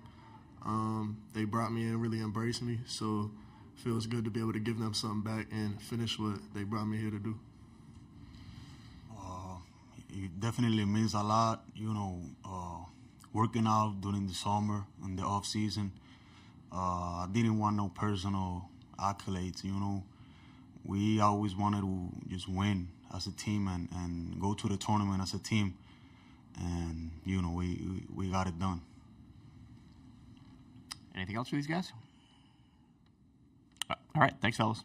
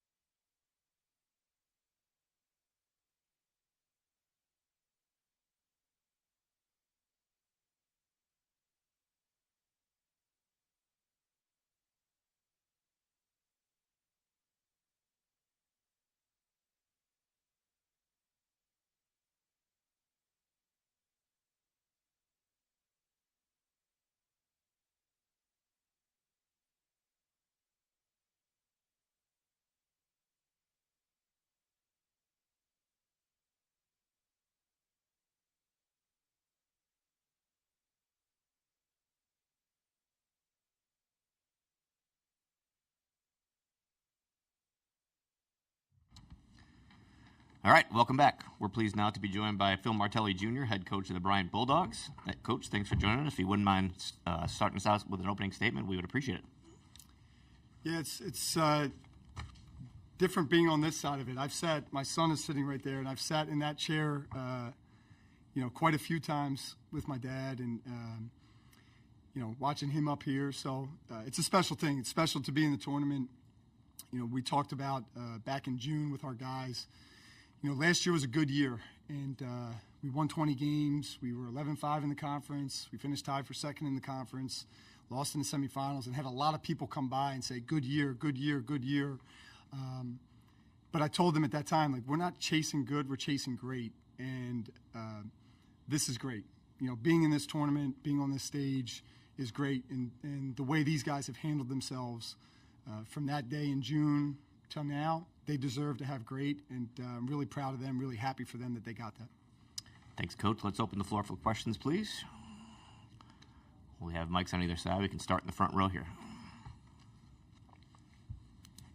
Coach, obviously you've been around the game a very long time. Your dad's a very successful coach as well. How much did he mold your philosophies and really turn you into the man and the coach that you are right now? Yeah, I'm glad you said that. More the man than the coach, to be honest with you, because that's what he is. It's with him. It's always about people. And yeah, we're coaching basketball, but we could be doing anything in life that it boils down to people. And I've kind of been quantifying it. I don't know if it's a real number or not, but I say 80%. Maybe it's 85, maybe it's 90%, maybe it's 70. I don't know. I don't know how you quantify those things, but it's an awful lot. And they've been asking me, what are the things the similarities? And I say, okay, I could list however many things. There's probably 3 times, 4 times, 5 times as many that I don't even realize I do that are him. And, I've been fortunate to be around a lot of really great people. Obviously, he's at the top of that list that have helped me along this way on this journey, and I'm very thankful for each and every one of them. But, yeah, my dad is a big part of that for sure. Second row, left side with Chris. Chris Solari, Detroit Free Press. I know your dad had, obviously, the last however many years at Michigan, so he kind of got a little bit of taste of time. But you guys have known Tom as a family for quite a while. How would you quantify that relationship? Because I know he's talked pretty glowingly about you even back to a year or two ago when you got the job. Yeah, Coach Izzo he's a champion of coaches, and again, he gets it. It's about people, and I could go through when I got the job. Last November, he called and reached out. We talked on Thursday as we were preparing for our championship game. We talked on Saturday after we won our championship, and they were on their way, I guess, back or after they had lost in the Big Ten tournament. When Philip, my son there, when he broke his arm at our camp, what was that, 3 summers ago? Coach Izzo and my dad must have been on the road recruiting and talking about, he must have said something out, Philip broke his arm, and one day a package shows up at the door and it's a bunch of Michigan State stuff. So, usually Philip's, there's quite a few days where he's walking around with a Michigan State basketball T-shirt. I'm not sure if he's got it under his Bryant shirt over there or not, but that's special. There's not a lot of people that do this. There's great coaches all over the place, but a great coach who's also a great human being, it's kind of a unicorn, right? You don't see that a whole lot, but he has set a great example for me and a lot of coaches throughout the country of how to do both of those things. We're going to go to the middle here, Coach, third row. Justin Williams from The Athletic. To kind of piggyback off that, as a coach, what do you admire about Coach Izzo and what's allowed him to have such sustained success? Well, he's real. He's just a real guy. There's not, there's no fake, there's no fluff, there's no, okay, I'm going to be this guy in practice and then that guy during the game, or I'm going to be this guy at home and I'm going to be this guy in the office, or I'm going to be this guy when the cameras are on and then this guy when the cameras are off. He's the same person. When those times where he's reached out and I'm talking to him, it's like I'm watching him do this. It's the same exact person. And I think that consistency and just that realness, that genuine, this is who I am, and I'm, for better or worse, this is who I am. So that's something that guys like that, him and others that I admire, that's who I'm trying to follow. First row on the left side, Coach. Graham Couch, Lansing State Journal. I'm wondering, you haven't played a team maybe at this level since St. John's in December. How, after playing so well for a couple months in your league, how you prepare your guys for this? And then also you guys play with great pace, which is not something Michigan State's necessarily afraid of. Do you worry at all that sort of coincides with what they prefer? I mean, yes, but like we have to be us, and we're not the type of team that's going to like all of a sudden like flip everything and be somebody different. We have to be us, and there's adjustments to be made in there with that, but we've done this thing for a long time now together over this last year, a certain way. And, again, if we went and changed a whole bunch of things this week, it would probably work in bigger detriment, to be honest with you, for our guys. Like, they're locked into, we need to be who we need to be. And, we know what the things are that we need to do, the keys, the focus, and we try to simplify that as best as we possibly can. And I just told them when we finished our practice off-site here, like, the plan is simple. The execution is hard. The plan for the game is simple, but the execution and going out and doing it play after play after play after play, that's what's going to be hard. But, I think our guys are ready for the challenge. Fourth row on the right side here, Coach. Phil, we were talking to Andy Tulle earlier, and he was saying what makes this tournament special is the mid-majors. Just want your thoughts on what the mid-majors mean to the NCAA tournament and what that carrot means for your guys to have an opportunity like this as they go through off-season and season. Yeah, it's huge, and I'm happy for Andy. Super congratulatory to him. He's a really good friend for a long time. I haven't seen him yet, but I don't know if we'll cross paths with our two different time slots. But that is the NCAA tournament. Yeah, I think when you go out and about, and if you just randomly grab somebody on the street and said, "Talk about the NCAA tournament," one of the first things, if not the first thing, they're going to say is, "Oh, there's the little guys, the upsets, you find these random places, like there's a ton of people probably in this room that didn't even know Bryant existed 4 days ago, 5 days ago. Well, now you do, and that's special. Certainly we all see Michigan State on TV. We all see Alabama or Marquette. We see them on TV over and over and over again, and I get that they've earned that. But now you're seeing Bryant, you're seeing Robert Morris. You're seeing those schools, and it's like, okay, like, who are they? What are they about? Because there are fascinating stories throughout this thing. I could pull 15 guys from that locker room and bring them up and tell you their story, and you'd be like, man, that's great. Like, I could write a feature on that. Like 15 guys. So times that by the number of teams in this tournament and the number of schools that don't get that shine all the time. So I know we're probably headed towards expansion and towards whatever, but, the way it's set up, whatever that expansion looks like, but the way it's set up right now, we can't lose that. That's the fabric of this tournament. That's the essence of this tournament, and anything else would be doing a disservice to all the student athletes, all the universities that are out there competing their butts off from, again, for us from mid-June to now, with nonstop. So it's what we all love about it, right? We've loved about it since we were kids, and that should not change. Second row middle here, Coach. Connor, you're good Detroit News. I'm curious, you come from a family of coaches, and I'm sure you knew the sacrifices and what goes into this profession. But I'm curious, when you reflect on your career and you look back at all the coaching stops you've had, how much do you appreciate this moment that you've been able to have with this group of guys? Oh, it's big time, and it is. It's a struggle, and I didn't know if I'd ever get an opportunity as a head coach. You sit there and dream about it, and you work really hard for it. You never know if it's coming, and so there is. And what I really appreciate, and I told this group, we had a practice. We played at UMBC on a Thursday. We drove up to Newark, New Jersey for a Saturday game at NJIT. Drove from Baltimore to Newark. We get in at like 1-something in the morning. We have practice at NJIT that afternoon, and their joy to be in the gym. After, like, you could make the excuse, like, played a really hard game, won a really hard game Thursday night, got in super late. Their joy and excitement to be in the gym and to be around each other, like, I'm getting a boost of energy just thinking about that, because every time we're together, that's what it's like. And to hear their joy and their laughter and their trash talking to each other and their jokes and their, like, that is what's super special. And this group, they have found that connection that is just, it's something different. It's just a different level. I've been around it where you've had good teams that had really good connection but didn't go to that next level.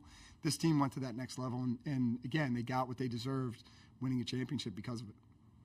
Back left, Coach. Luke Taylor, Full Court Network. I just have a couple quick questions for you. First one is, can you confirm if your dad is cheering for you or Michigan State? Well, Coach Izzo joked with him last week about that, if we get matched up, it's going to suck. You're going to have to root against your son. I'm pretty sure. I've been swayed pretty close that I think he's rooting for us, but yeah, he should be. He should be in the building right now. They were on their way as we were pulling in, so pretty sure he's rooting for us. Pretty sure. Okay, well, that's good. How would you rate your rap skills? Ooh, my rap skills? Just all right. Just all right. Okay. And last question is, what does Bryant mean to you? Ooh, that's a great question. Bryant is just a wonderful place with extraordinary people. It is a welcoming place.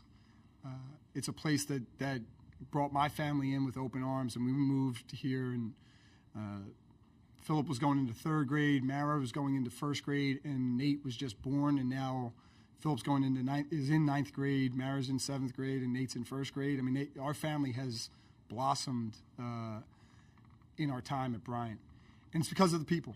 And I could go on and list name after name after name. President Cattell and his cabinet, and Bill Smith, our athletic director, and his administrative team, our board of trustees. It's just a really, really great place. And when I was coming up to take an assistant job, I didn't know much about Bryant. We had played Bryant when I was an assistant at Delaware, but I had never been to campus. I'd never seen it. But what I wanted to know was the people. And when I got here, I said, man, this is like top of the line people. And I've been around some really good places, but this was top of the line. And I am forever grateful. They gave me a chance. There weren't a lot of people banging down my door. I had one or two interviews, and for head coaching jobs, obviously didn't get them, but they believed. They gave me a shot, and here we are. Back to the middle in the third row here, Coach.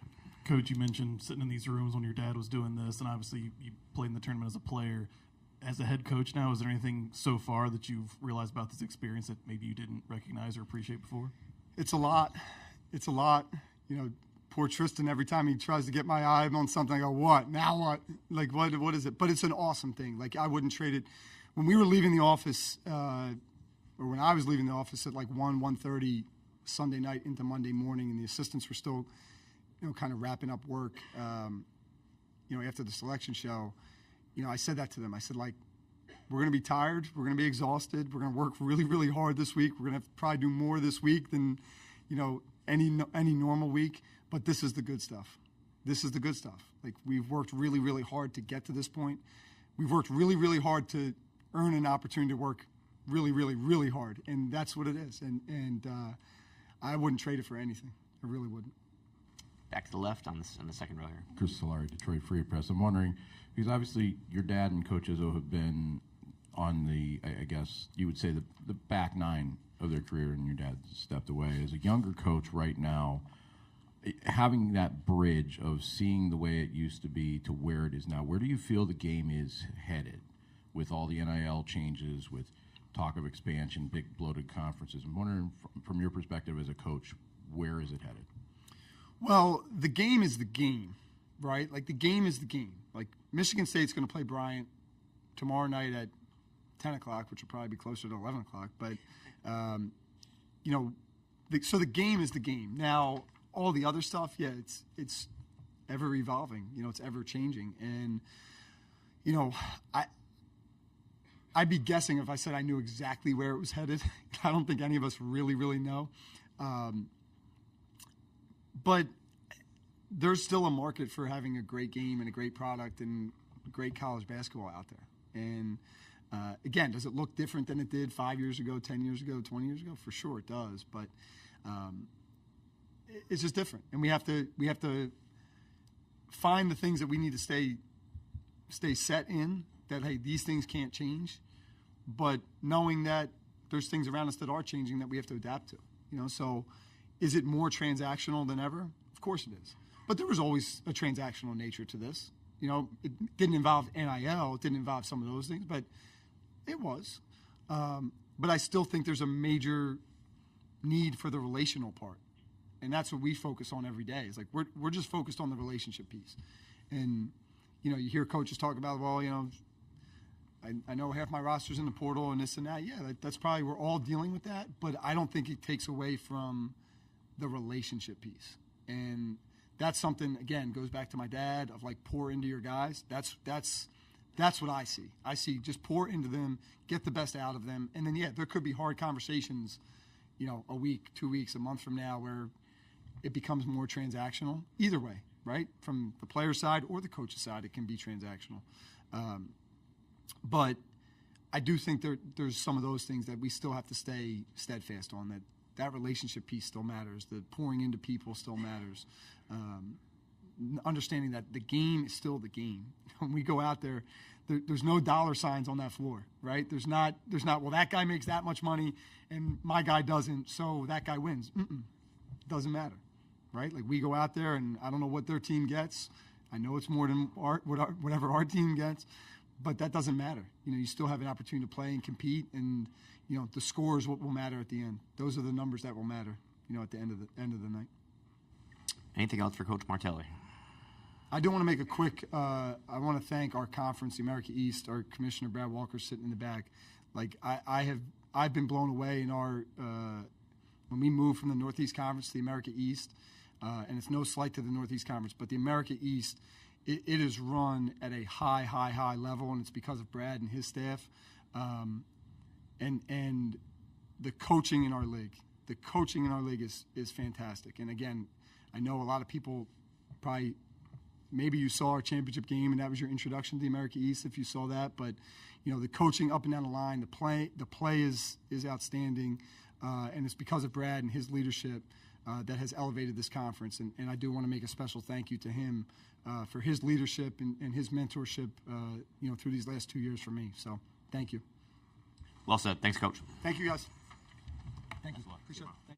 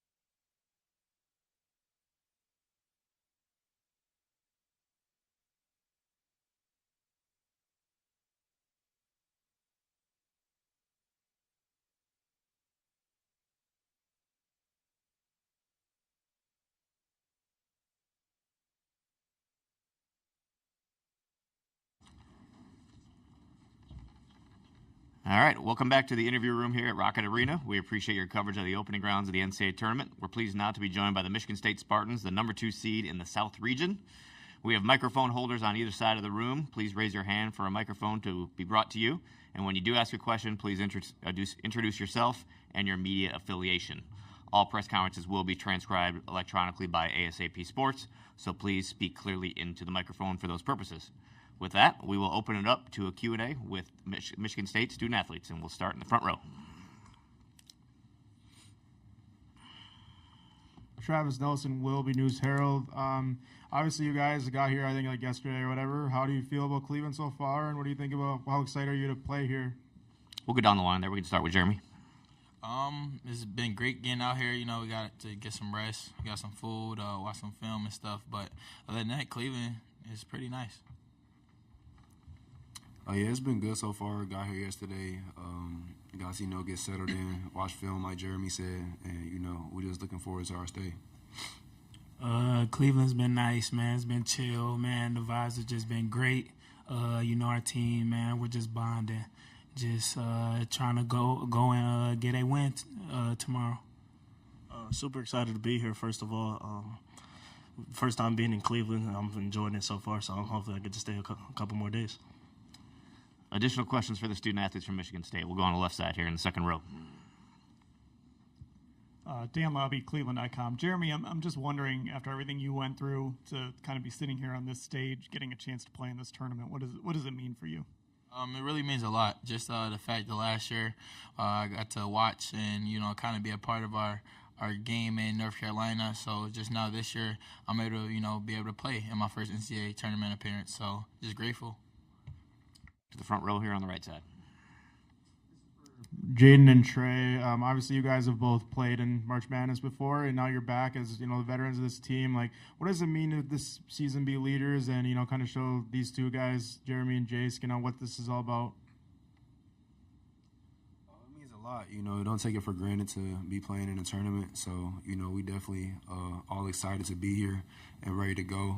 And, I feel like Jace and Jeremy, this is the moments they live for, and they're ready for it. So I just told them to keep doing what they do. Me and Jaden, we have played here, so the little things matter. So we're just trying to teach our young guys that every play matters. So just go out there and just play hard, man, and then we're gonna win. So back to left side.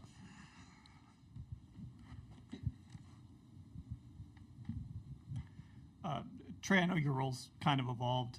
You were starting, and Jace was put in the starting lineup. How important is it to have that versatility and kind of make that sacrifice to help your team be successful in these stages? Whatever the team needs to win, man. I am with it. So if that's starting, if that's coming off the bench, I just feel like I'm just trying to do the best thing for us to win, and it has been working. So we got I think basically 2 starting units as that. I think our first unit and our second unit can start anywhere. So back to the right. Like you just said, you guys have depth. I've heard you guys and Coach talk about just the togetherness of the team. I feel like you have a lot of factors to this, but what is so special about this group, and what about you guys makes you think you can make a run in this tournament this year? We want everyone to answer that one? Okay. We'll start with Jace on the end. I just think what we do off the court, we're always with each other 24/7. We're always texting each other, playing the game with each other. I feel like we're all just so connected off the court, and it kind of just bonds on the court. And I just think that everybody wants to see everybody win. So this is just a great moment for us this season, man. We just been so connected, so together, and yeah. Oh yeah, I feel like we just been together all year. We all hungry, motivated to win. So I feel like that's really our driving factor, and we just a versatile team that could play multiple ways. I'll definitely say just how togetherness, how much we are together, and that everyone on this team, I don't think have no egos or pushing or stuff. Like we all just come out to play basketball, play hard, and play together. And I think that's really why we've been so successful. And it kind of shows. The back left in the very back row. I just have two quick questions. Luke Taylor, Full Court Network. Each give me a word to describe Coach Izzo. Jeremy, we'll start with you. Furious. Experienced. Winner. Motivated. Questions for you, Jace. I mean, your father obviously was a star at Michigan State. What advice did he give you about Coach Izzo, and how much of it is kind of the same as when he played? First thing he told me was expect the yelling. That was one of the first things he kind of told me, like, you're going to get yelled at, and you're going to have to live with it because at the end of the day, he still loves you for the person that you are and what you do off the court. It's not what you do on the court.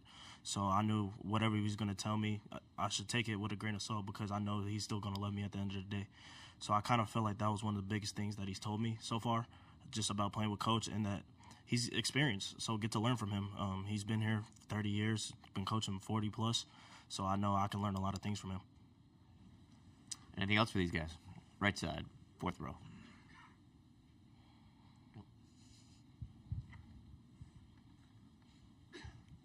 Jake Lascala, SpartanMag.com. Jeremy, Tom recently said that he thinks you're sort of playing your best basketball of the year at this point. One, I guess, do you agree with that assessment? And two, what have you maybe done differently that's sort of led him to say that? I do agree. I think this stretch has been pretty good for me overall. And I'll definitely just say, playing the game. Obviously, letting the game come to me, not forcing anything, and just, change my mentality on the game. And just trying to do anything that we can do to win. That's the most important and the only thing that matters. Back to the left side, second row. I want to go back to Tom Izzo a little bit. You don't have to give me specifics, but do each of you kind of remember the first time he yelled at you? And do you guys kind of embrace that hard coaching? Jeremy, want to start that out? Yeah, definitely. First time he kind of got on me, it was a non-conference game last year, and it was pretty intense. Oh yeah, I mean it was sometime early in my freshman year, and I mean when the coach yelling at you, you gotta take it and just realize he's trying to get the best out of you. So that's how I look at it. Probably my freshman year, probably in like practice or something. I probably turned it over or something, and he got on me. So I mean, but it's all like love though. So it took me. I was waiting for my turn to get yelled at when I first came out here. It took me like 3-4 months to finally get yelled at, and I was kind of excited about it. I don't know why, but I was kind of excited. Like, yeah, he's finally getting on me. So, yeah.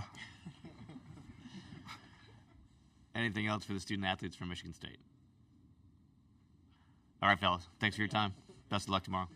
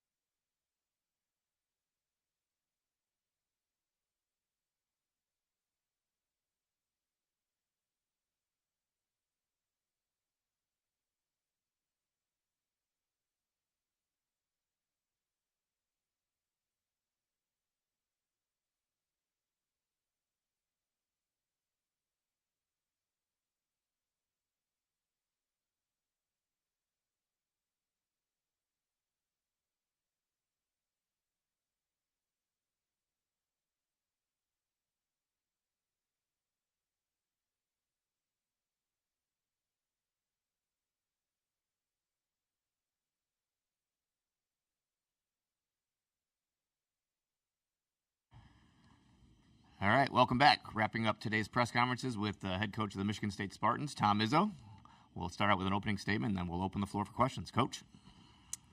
Well, there's nothing like the tournament. I mean, it's one thing that hasn't changed. Everything else has changed in college basketball, but the excitement of the Thursday, Friday, Saturday, Sunday first weekend is second to none, and I'm just happy that we get to be a part of it. I've got a good basketball team that has played awfully well, and yet our margin for error is very slim. So it's a unique team in a lot of ways, but a fun team to coach and a very connected team, and looking forward to seeing what we can do.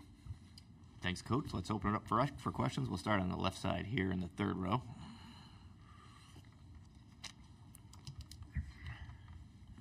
Joe Reedy, Associated Press. Tom, when you won the national title in 2000, your tournament road began here in Cleveland. Just any superstition or possible luck?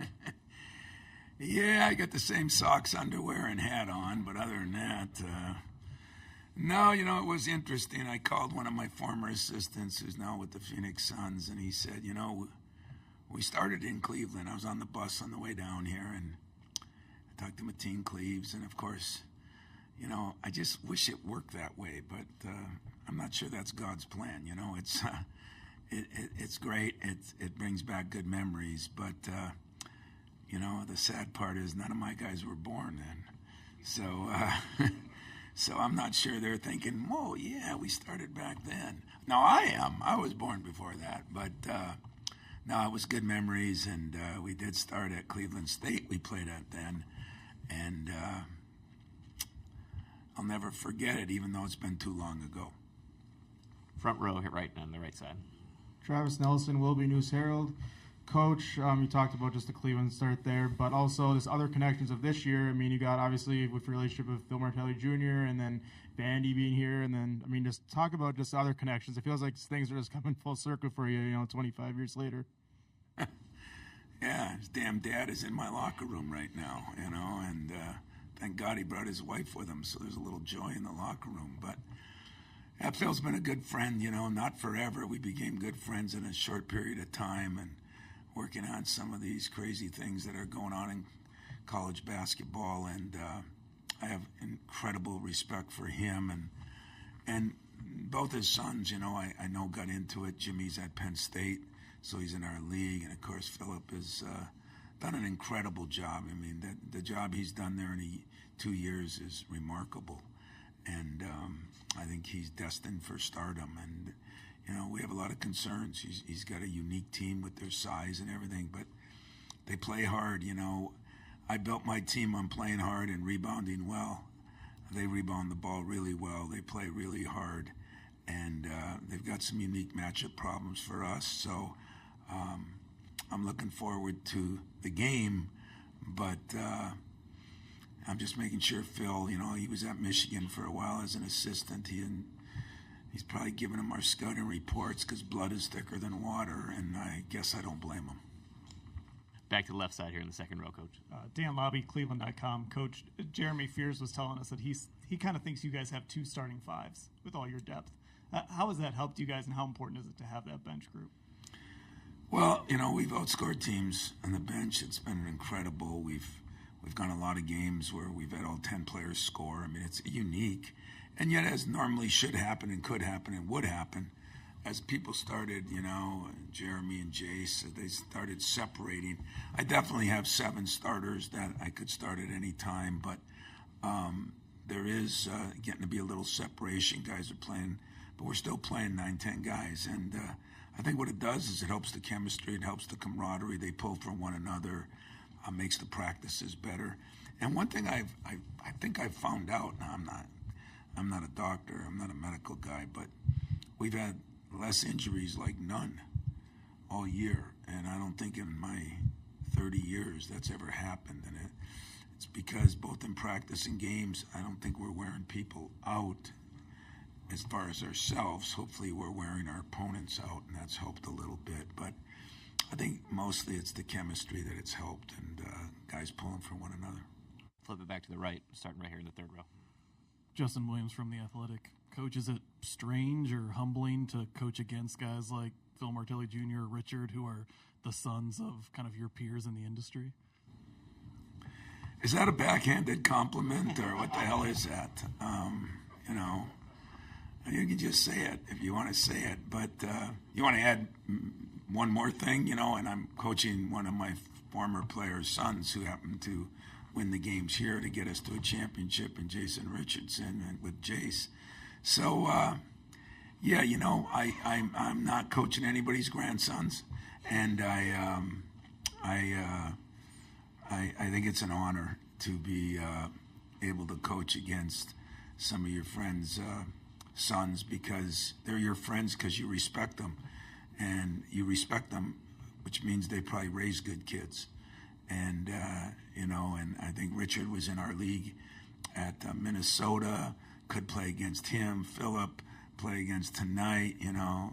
Shaka's a good friend in a different way, but, you know, all the guys that we could play, and especially the one we do, is there's some ties to it, and I think that's a good thing. But going against a guy's son who you have great respect for won't change our friendship, won't change anything, because it's a respect factor that I think will go on no matter what happens. We'll keep it on the right side here, Coach.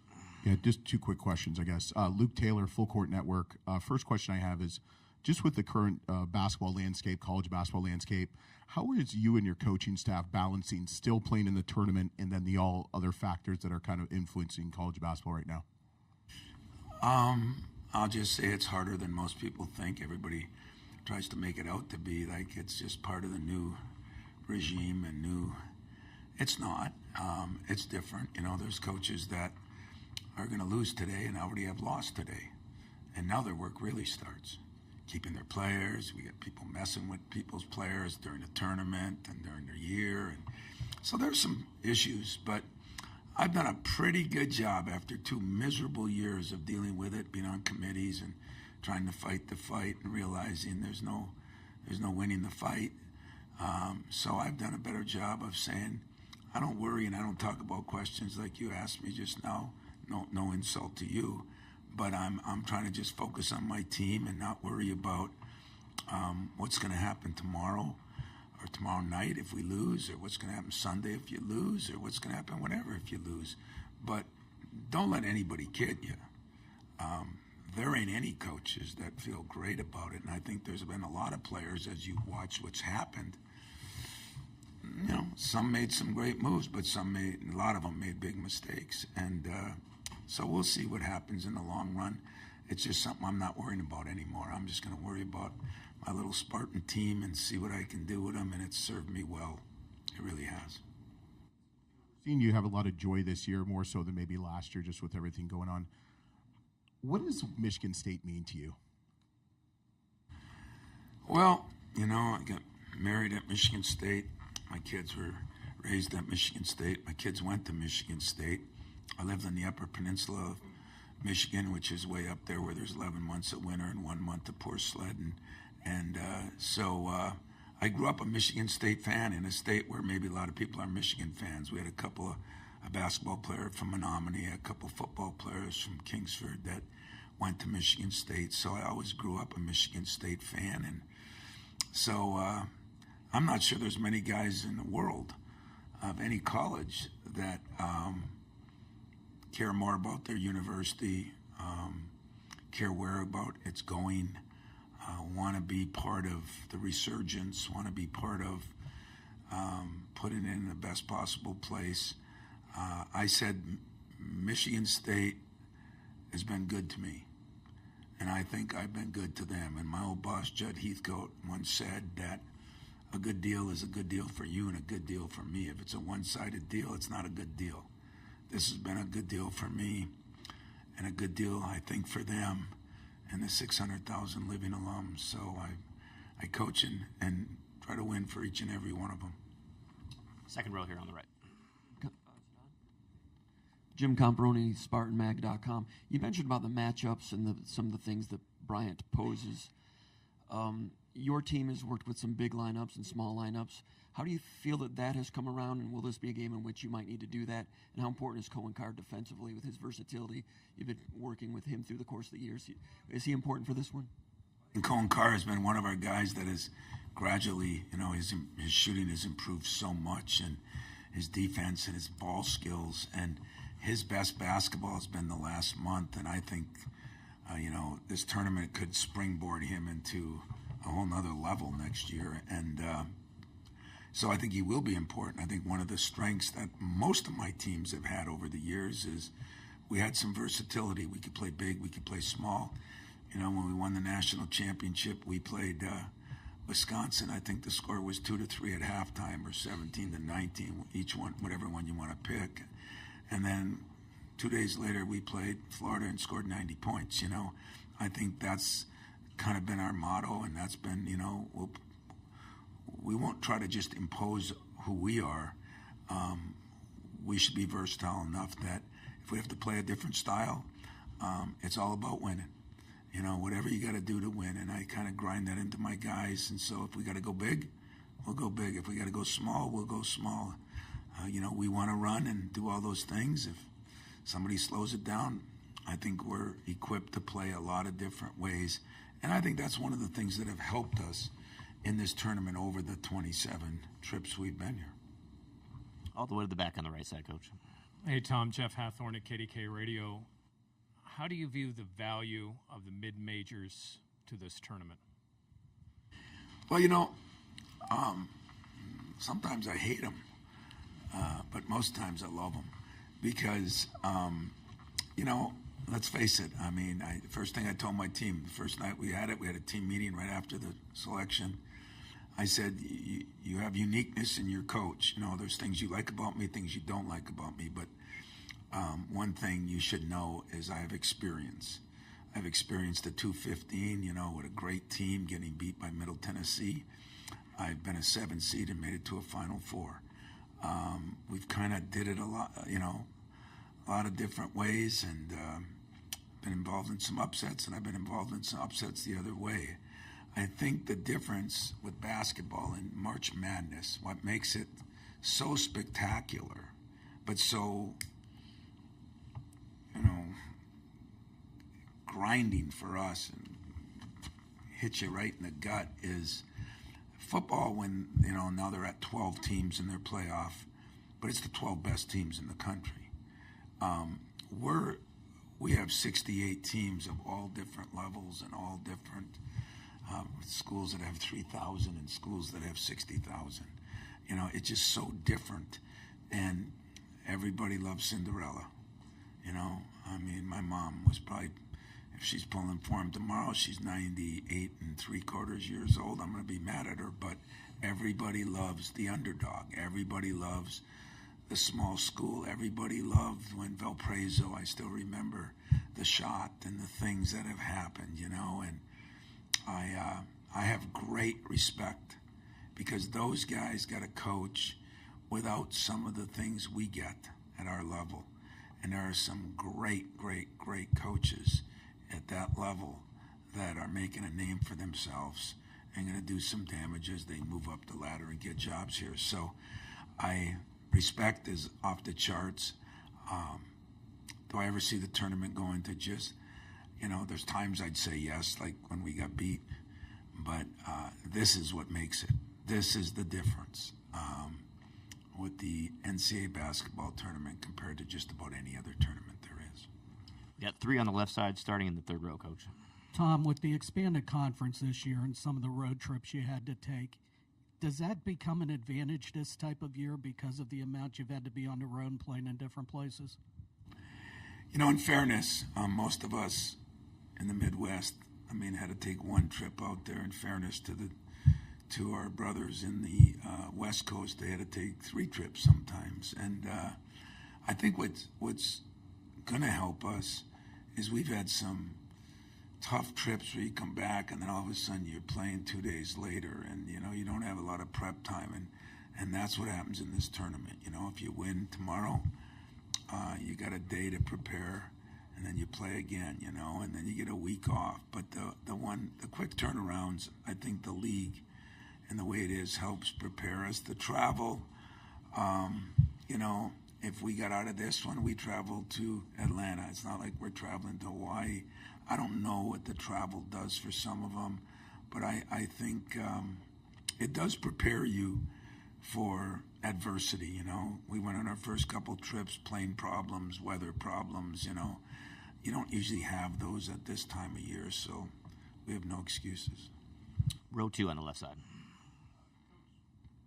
I was asking your guys if they remember the first time you yelled at him, and Jace Richardson said it took a couple months. So I guess my question is, what took so long? You know, you guys are something, man. Let me ask you something.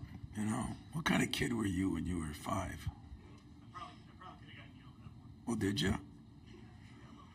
Because if you didn't, you probably turned out like you did and you became a writer. So, I mean, that's your problem. But I'd say that, you know, yelling at, first of all, nobody gets yelled at. I mean, when I talk to my staff, I got Thomas Kelly, who was here in 2002, and Mateen comes into practice and asks me why we're belly bumping now for our war drill instead of playing. I said, I'm worried about lawyers suing me.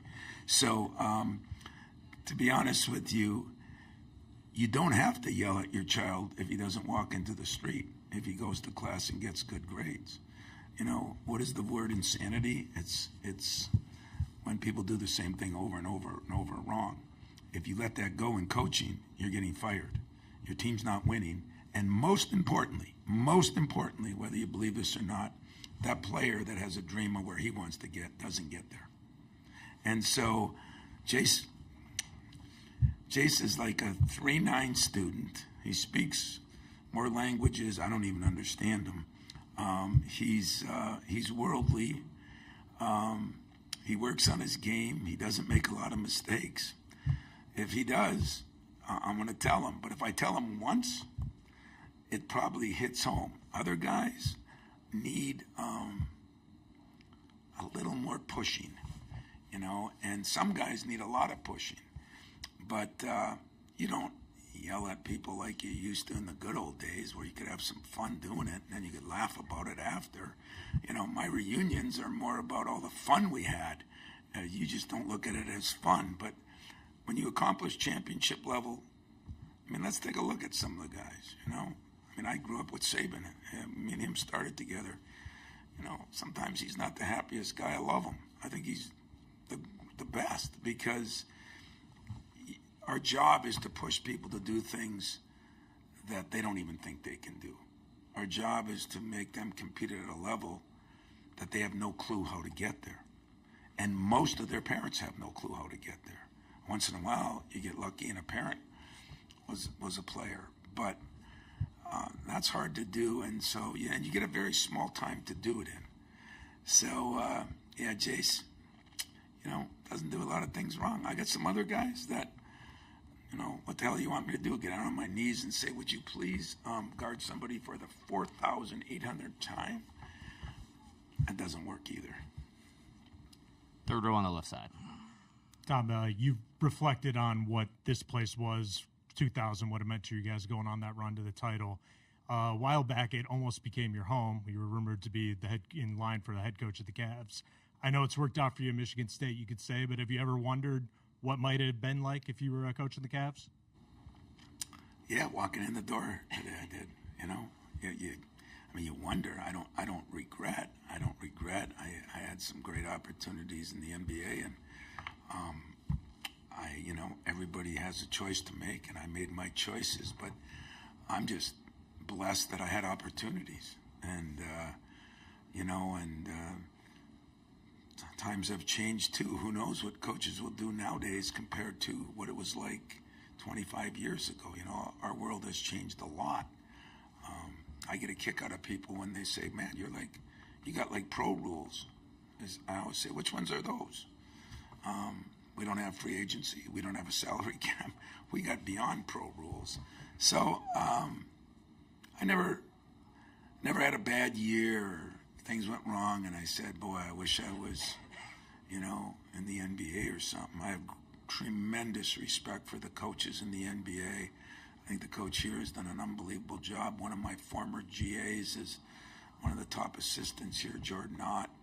I follow all my friends in the NBA, but no, I did it my way. I picked and choose what I wanted to do, and I was lucky enough to work for people at Michigan State that kept me around, and it's worked out pretty good, and I'm cool with that. Last question on the right side here, Coach. Anytime you've got a guy like Frankie who's getting this opportunity for the first time, a guy like Jeremy who was here or was there last year but couldn't play, just freshmen like Jace, just do you see, this first time experience, whether they're young or old, just to kind of get that little extra bit of a spark for the tournament? On too, those guys never got a chance to. I mean, like Shimon on senior night, he was like a kid in a candy store, like, oh my God, and that is cool, I don't want anybody not excited about playing in this, and that includes me.